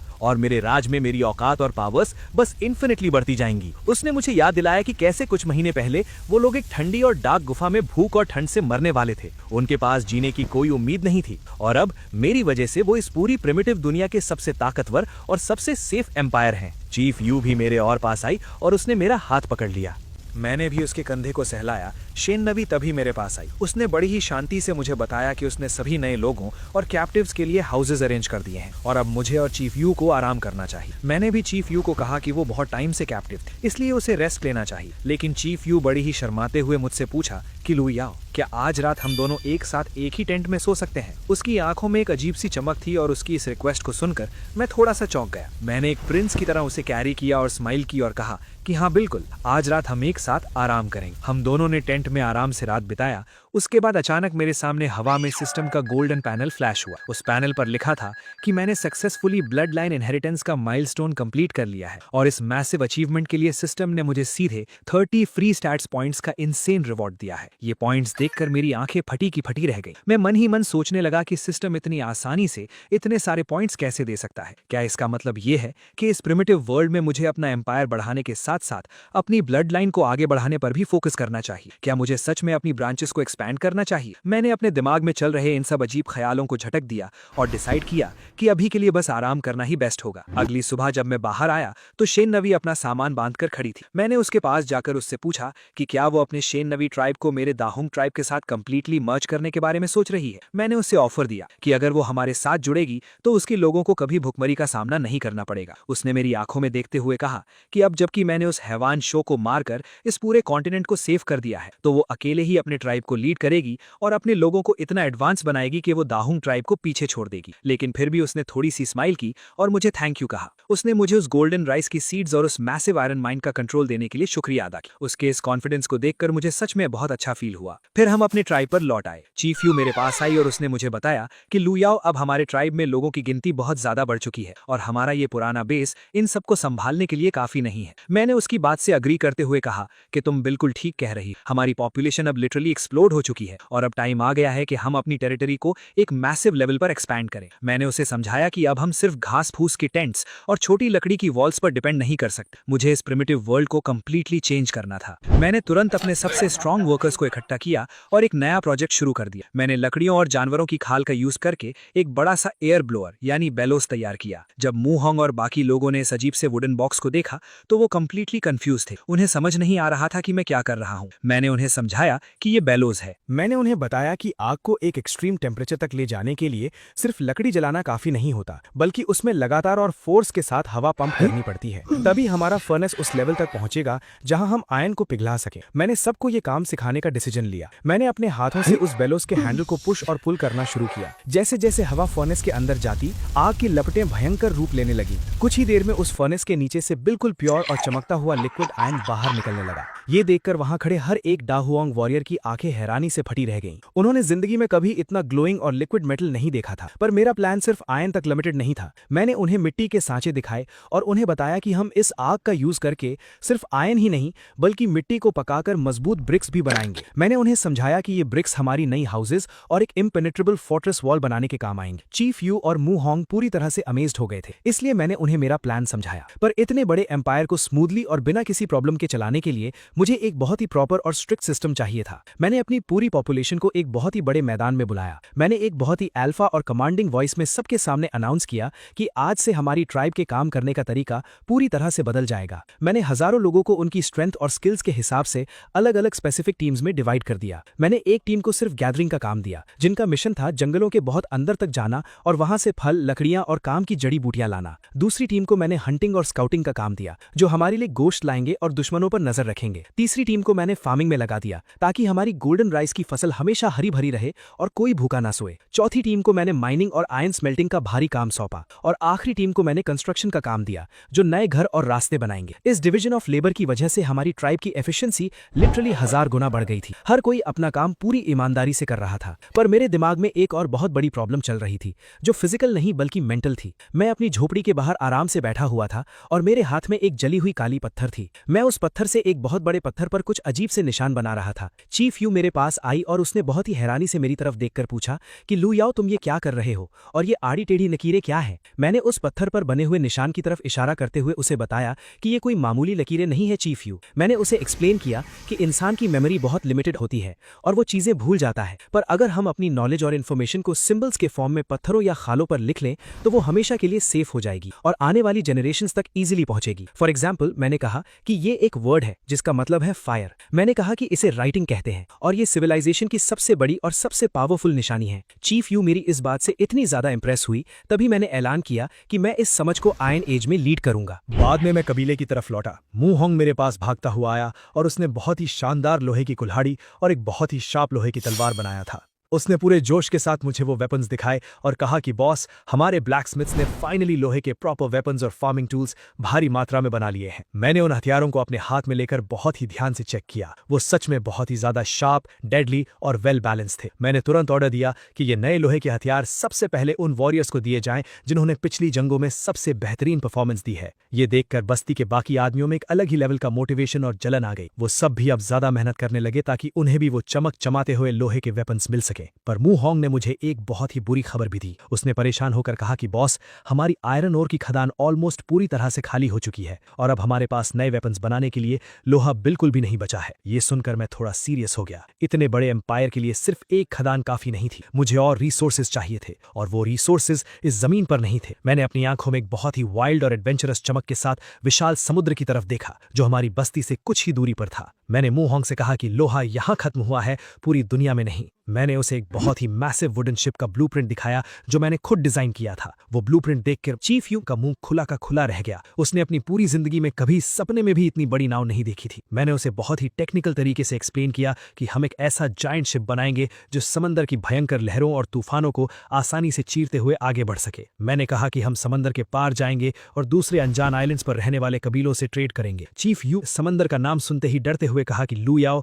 समंदर बहुत ही ज्यादा खतरनाक है और वहां जाना सीधे मौत के मुंह में जाने जैसा है। पर मेरा कॉन्फिडेंस एकदम आसमान पर था। मैंने उसे एश्योरेंस दिया कि मेरा डिजाइन किया हुआ शिप कभी नहीं डूबेगा और सिर्फ इतना ही नहीं, बहुत ही धीरे से बताया कि मैं एक और बहुत ही खतरनाक और टॉप सीक्रेट वेपन पे काम कर रहा हूं। मैंने उसे बताया कि मैंने जानवरों की चर्बी से जो ऑयल और केमिकल्स निकाले हैं उनसे मैं डायनामाइट बना रहा हूं। मैंने कहा कि ये डायनामाइट एक ऐसा जालिम और एक्सप्लोसिव हथियार होगा जो एक ही धमाके में पूरे के पूरे पहाड़ को उड़ा सकता है। महीनों की कड़ी मेहनत और हजारों लोगों के पसीने के बाद फाइनली हमारा वो मैसिव वुडन शिप समंदर के किनारे बनकर पूरी तरह से तैयार खड़ा था। वो शिप सच में किसी पानी पर तैरते हुए बहुत बड़े महल जैसा लग रहा था। मैंने बस्ती के सबसे फिजिकली स्ट्रांग और ब्रेव वॉरियर्स को सिलेक्ट किया और उन्हें अपने साथ शिप पर सवार होने का ऑर्डर दिया। मैंने चीफ यू और शेन नवी को बस्ती की सिक्योरिटी की पूरी जिम्मेदारी सौंपी और अपने saber tooth tiger Xiao Bai को भी अपने साथ शिप पर चढ़ा लिया, क्योंकि मुझे किसी भी अनजान खतरे के लिए तैयार रहना था। हमने अपनी भारी पतवारें खोलीं और समंदर की उन खूंखार और ऊंची लहरों पर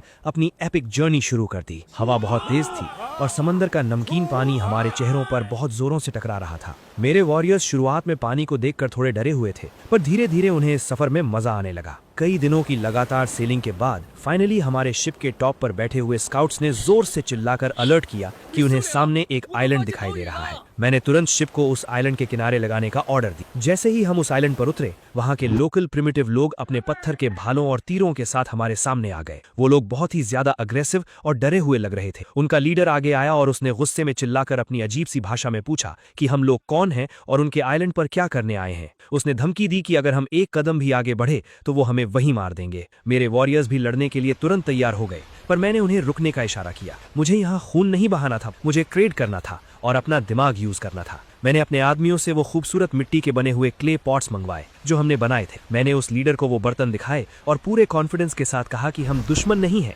मैंने उसे समझाया कि ये जादुई बर्तन हैं जिनमें वो पानी उबाल सकते हैं और अपना गोश्त आराम से पका सकते हैं। मैंने डिटेल में एक्सप्लेन किया कि कच्चा खाना और गंदा पानी पीने से भयंकर बीमारियां होती हैं, पर इन बर्तनों का इस्तेमाल करके उनके कबीले के लोग लंबी उम्र तक जिंदा रह सकते हैं। उस लीडर ने उन बर्तनों को बहुत ही हैरानी से देखा। उनके लिए ये सच में एक एलियन टेक्नोलॉजी थी। उसने लालच में आकर पूछा कि हमें इन बर्तनों के बदले क्या चाहिए। मेरी नजर उनके आइलैंड पर पड़े हुए कुछ अजीब से रंग के भारी पत्थरों पर गई। ये कोई नॉर्मल पत्थर नहीं है, बल्कि ये इम्प्योर आयरन ओर है जिसमें तांबा और रियल गार यानी सल्फर जैसी बहुत ही कीमती चीजें मिक्स हैं। ये मेरे लिए एक एब्सोल्यूट जैकपॉट था। सल्फर का मतलब था कि अब मैं अपना डायनामाइट इजीली और बहुत ही पावर के साथ बना सकता था। मैंने उस लीडर से कहा कि हमें बस ये बेकार पत्थर दे दो और ये जादुई बर्तन ले लो। वो लीडर खुशी खुशी मान गया क्योंकि उसके हिसाब से वो सिर्फ कूड़ा दे रहा था। हमने सक्सेसफुली अपनी पहली मैरिटाइम ट्रेड कंप्लीट कर ली थी। तभी सिस्टम का गोल्डन पैनल फ्लैश हुआ और मुझे इस पहली सक्सेसफुल सी ट्रेडिंग के लिए पूरे 20 फ्री स्टैट्स पॉइंट्स का शानदार रिवॉर्ड मिल गया। मैं खुशी से झूम रहा था।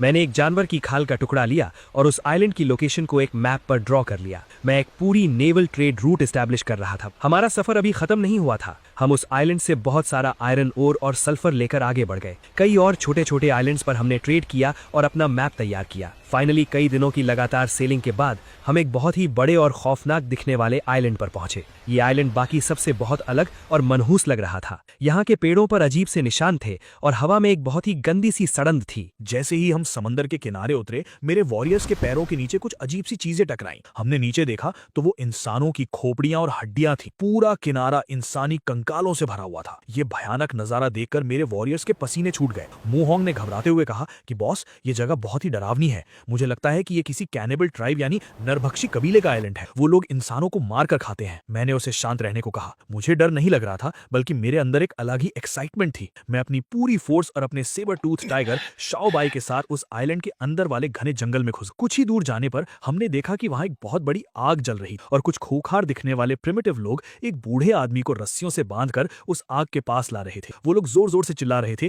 कि इस दुश्मन को भून कर खाएंगे। वो बूढ़ा आदमी डर के मारे चीख रहा था और अपनी जान की भीख मांग रहा था। मैं बिना डरे सीधा उन कैनिबल्स के सामने पहुंच गया। मुझे देखकर वो सब पूरी तरह से चौंक गए। उनका लीडर आगे आया और उसने अपनी खून से सनी हुई कुल्हाड़ी मेरी तरफ करके कहा कि तुम लोग कौन हो जो हमारा शिकार छीनने आए हो। उसने कहा कि तुम लोग भी सिर्फ हमारे लिए गोश्त हो और आज रात हम तुम्हारी भी दावत उड़ाएंगे। मैंने एक बहुत ही एल्फा और कोल्ड स्माइल के साथ उसे देखा। मैंने कहा कि हम यहाँ तुमसे लड़ने नहीं बल्कि ट्रेड करने आए हैं। मैंने कहा कि हमें तुम्हारे वेपन और रिसोर्सेज चाहिए और बदले में हम तुम्हें काम की चीजें देंगे। उस कैनिबल लीडर ने बहुत ही घमंड से कहा कि उन्हें सिर्फ इंसानों का गोश्त चाहिए और कुछ नहीं। तभी वो बूढ़ा आदमी जो बंधा हुआ था, उसने मेरी तरफ देखकर जोर से चिल्लाया कि वो कोई कैनिबल नहीं है। उसने रोते हुए कहा कि उसका कबीला इन दरिंदों ने तबाह कर दिया था और उसे जिंदा पकड़ लिया था क्योंकि वो नए नए टूल्स और हथियार बनाने में बहुत बड़ा एक्सपर्ट है। उसने कहा कि वो एक इन्वेंटर है। ये सुनकर मेरा मॉडर्न दिमाग तुरंत एक्टिव हो गया। एक प्रिमिटिव इन्वेंटर मेरे एम्पायर के लिए बहुत काम आ सकता था। मैंने उस कैनिबल लीडर से कहा कि मैं ट्रेड करने को तैयार हूं, पर मेरी एक शर्त है। मैंने कहा कि मैं अपने कुछ आदमियों को तुम्हारे कबीले में भेजूंगा ताकि वो देख सकें कि तुम लोग सच में ट्रेड के लायक हो या नहीं। वो लीडर अपनी खौफनाक हंसी हंसते हुए मान गया, पर मेरे दिमाग में कुछ और ही चल रहा था। मैंने उस बूढ़े इन्वेंटर को अपने साथ शिप पर चलने को कहा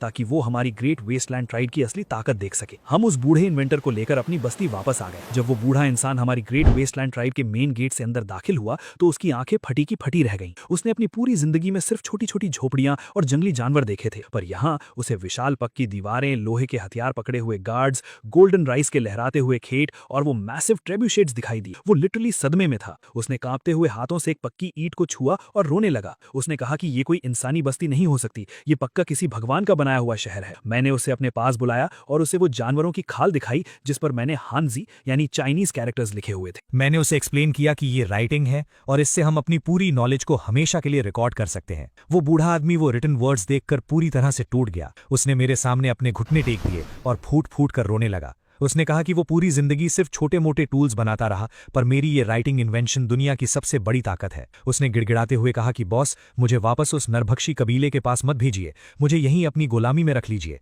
मैं आपकी सारी नॉलेज को इन पत्थरों और खालों पर लिखने का काम करूंगा, मैं आपकी हिस्ट्री रिकॉर्ड करूंगा। उसकी ये डिवोशन देखकर मुझे बहुत सेटिस्फैक्शन फील हुआ। मैंने उसे उठाकर अपने गले से लगा लिया और कहा कि आज से तुम मेरी ग्रेट वेस्टलैंड ट्राइब के चीफ हिस्टोरियन हो। पर मैंने उसे एक बहुत ही सीरियस लुक दिया। मैंने कहा कि तुम्हें एक बार वापस उस कैनिबल आइलैंड पर जाना होगा। तुम्हें जाकर उस कैनिबल लीडर को बताना होगा कि हमारी बस्ती कितनी ज्यादा अमीर और ताकतवर है। तुम्हें उनके अंदर लालच पैदा करना होगा ताकि वो खुद चलकर हमारे ट्रैप में आए। वो बूढ़ा आदमी मेरा प्लान समझ गया और उसने पूरे रिस्पेक्ट के साथ अपना सिर हिलाया। वो मेरे एम्पायर के लिए अपनी जान दांव पर लगाने को तैयार था। कुछ दिनों बाद हम उस बूढ़े आदमी को लेकर वापस उस कैनिबल आइलैंड के किनारे पर पहुंचे। हमने अपना शिप किनारे पर खड़ा कर दिया। वो बूढ़ा आदमी उस कैनिबल लीडर के पास गया और उसने मेरी सिखाई हुई स्क्रिप्ट के हिसाब से सब कुछ सच सच बता दिया। उसने बताया कि हमारे पास कितने सारे रिसोर्सेज, खाना और हथियार हैं। ये सुनते ही उस कैनिबल लीडर की आंखों में लालच और खून सवार हो गया। उसने अपनी पूरी खूंखार आर्मी को इकट्ठा किया और जंगल से बाहर समंदर के किनारे की तरफ दौड़ा। उसका प्लान था कि वो हम सबको मारकर खा जाएगा और हमारा वो विशाल शिप और सारा खजाना लूट लेगा। वो बहुत ही ज्यादा ओवर कॉन्फिडेंट था। जब उसकी आर्मी समंदर के किनारे पहुंची तो उन्होंने देखा कि हम सिर्फ मुट्ठी भर लोग वहां खड़े थे। कैनिबल लीडर जोर जोर से हंसने लगा और उसने अपने आदमियों को हम पर टूट पड़ने का ऑर्डर दिया। वो जंगली भेड़ियों की तरह हमारी तरफ भागते हुए आए, पर उन्हें बिल्कुल भी अंदाजा नहीं था कि उनका सामना किससे हो रहा था। मैंने अपना सिस्टम इंटरफेस ओपन किया। मेरा ruler of the land level 2 बफ पूरी तरह से एक्टिव था। मेरे वॉरियर्स के शरीर में एक सुपर ह्यूमन स्ट्रेंथ और स्पीड दौड़ रही थी। मैंने सिर्फ एक इशारा किया और मेरे वॉरियर्स ने अपने लोहे के हथियारों के साथ उन कैनिबल्स पर काउंटर अटैक कर दिया। बॉस, वो लड़ाई नहीं थी, वो एक तरफा स्लॉटर था। मेरे बफ्ड वॉरियर्स ने उन नरभक्षियों को हवा में उछाल उछाल कर मारना शुरू कर दिया। उनके प्रिमिटिव हथियार हमारे लोहे के वेपन्स के सामने तिनके की तरह टूट रहे थे। कुछ ही मिनटों में समंदर का किनारा उन कैनिबल्स की लाशों से भर गया। उनका लीडर ये भयानक तबाही देखकर पूरी तरह से सदमे में चला गया था। उसे यकीन नहीं हो रहा था कि मेरे कुछ वॉरियर्स उसकी पूरी खूंखार आर्मी को कैसे काट रहे हैं। अपने आदमियों को इस तरह मरता देख वो कैनिबल लीडर गुस्से से पूरी तरह पागल हो गया। वो सच में एक बहुत ही जायंट और मस्कुलर मॉन्स्टर था। उसने अपनी भारी और नुकीली भाला उठाई और पूरी ताकत के साथ मेरी तरफ दौड़ा। उसकी आंखों में खून सवार था। मुंहोंग ने चिल्लाकर मुझे अलर्ट किया कि बॉस, वो लीडर बहुत खतरनाक है, बच के रहना। मैंने बहुत ही कामली अपना सिस्टम इंटरफेस ओपन किया। नेम लू याओ, स्ट्रेंथ 64, एजिलिटी 14, डिफेंस 10, स्पिरिट 113। मेरे पास जितने भी स्टैट्स पॉइंट्स थे मैंने वो सारे के सारे डायरेक्टली अपनी डिफेंस एट्रीब्यूट में एलोकेट कर दी। मेरी मसल्स और मेरी स्किन अचानक से किसी अनब्रेकेबल स्टील की तरह सख्त हो गई। वो कैनिबल लीडर अपनी पूरी ताकत के साथ वो नुकीली भाला सीधा मेरी छाती पर दे मारी, पर जैसे ही वो भाला मेरी स्किन से टकराया वो भाला वहीं से टूटकर 2 टुकड़े हो गया। वो लीडर धक्के से पीछे गिरा। उसे अपनी आंखों पर विश्वास नहीं हो रहा था कि कोई इंसान बिना आर्मर के इतने भयानक वार को कैसे रोक सकता है। वो डर के मारे कांपने लगा। मैंने एक बहुत ही खौफनाक और शैतानी स्माइल के साथ उसकी तरफ देखा। मैंने कहा कि अब मैं तुम्हें दिखाता हूं कि असली तबाही क्या होती है। मैंने अपनी कमर से वो डायनामाइट का बंडल निकाला जो मैंने सल्फर और एनिमल फैट से बनाया था। मैंने अपनी उंगलियों से फायर स्पेल एक्टिवेट किया और उस डायनामाइट की रस्सी को आग लगा दी। वो रस्सी फुसफुसाते हुए जलने लगी। मैंने वो डायनामाइट का बंडल पूरी ताकत से उन बचे हुए कैनिबल्स के बीच में फेंक दिया। अगले ही सेकंड एक ऐसा भयंकर और कान फाड़ देने वाला धमाका हुआ कि पूरा आइलैंड हिल गया। आग की एक बहुत बड़ी मशरूम क्लाउड हवा में उठी और वहां मौजूद सारे के सारे दुश्मन हवा में उड़कर चीथड़े चीथड़े हो गए। वो खौफनाक धमाका देखकर जो कुछ कैनिबल जिंदा बच गए थे उनकी रूह कांप गई। उन्होंने अपने सारे हथियार जमीन पर फेंक दिए और मेरे सामने घुटनों के बल बैठकर रोते हुए अपनी जान की भीख मांगने लगे। हमने उन सबको पकड़ लिया और शिप में लाकर हम उनको हमारी ट्राइब में ले जा रहे थे। वो लोग रो पड़े कि प्रिमिटिव रूल्स के हिसाब से उनका मरना तय है। म्यू हॉम ने अपनी लोहे की तलवार निकाली और गुस्से में कहा कि बॉस, ये बूढ़ा आदमी ही धोखेबाज है। इन नरभक्षियों को जिंदा रहने का कोई हक नहीं है। हमें इन्हें भी इसी वक्त मार देना चाहिए। ये बोलकर उसने हमला कर दिया, लेकिन मैंने उसे रोका। मैंने उन कैदियों को देखा। मैंने कहा कि मरे हुए लोग हमारे किसी काम के नहीं हैं। हमारी ग्रेट वेस्टलैंड ट्राइब बहुत तेजी से फैल रही है और हमें अपने खेतों में काम करने के लिए, पत्थरों को तोड़ने के लिए और नए शहर बसाने के लिए बहुत सारे मजबूत मजदूरों की जरूरत है। मैंने डिक्लेयर किया कि आज से ये खूंखार नरभक्षी सिर्फ हमारे गुलाम हैं और इनकी पूरी जिंदगी हमारे एम्पायर को बनाने में खर्च होगी। हम सब जब ट्राइब लौटे तब सब ने काम स्टार्ट कर दिया। चीफ यू प्यार से मेरे कंधों में आ पड़ी और कहा, तुम सच में लाजवाब हो, इतने सारे लोगों को काम में ले लिया। वो बहुत खुश थी। बाद में मैंने उस बूढ़े को कहा कि अब तुम्हारा काम शुरू होता है। तुम्हें मेरी इस जीत को, मेरे इस एम्पायर के बनने की पूरी कहानी को उन पत्थरों और खालों पर अपने लिखे हुए शब्दों में हमेशा के लिए दर्ज करना है। वो बूढ़ा इंसान रोते हुए मेरे सामने झुक गया और उसने कहा कि बॉस, मैं आपकी इस महान हिस्ट्री को अपनी आखिरी सांस तक रिकॉर्ड करूंगा। मैं चीफ यू के साथ था और आसमान की तरफ देखने लगा। मैंने एक ठंडी गुफा से शुरुआत की थी और आज मैं इस पूरी प्रिमिटिव वर्ल्ड का सबसे बड़ा एम्परर बन चुका था। मेरा सिस्टम मुझे अभी और भी बहुत सारी पावर्स देने वाला है और आज लू याओ इस प्रिमिटिव वर्ल्ड का एब्सोल्यूट गॉड बन चुका था और ये तो बस शुरुआत थी। हे दोस्तों, इस वीडियो को देखने के लिए आपका बहुत बहुत शुक्रिया। प्लीज इस वीडियो को लाइक और शेयर जरूर करें। तो प्लीज इस वीडियो को अपना पूरा सपोर्ट दें और ऐसी ही नई नई स्टोरीज के लिए चैनल को अभी सब्सक्राइब कर लें। मिलते हैं अगले वीडियो में।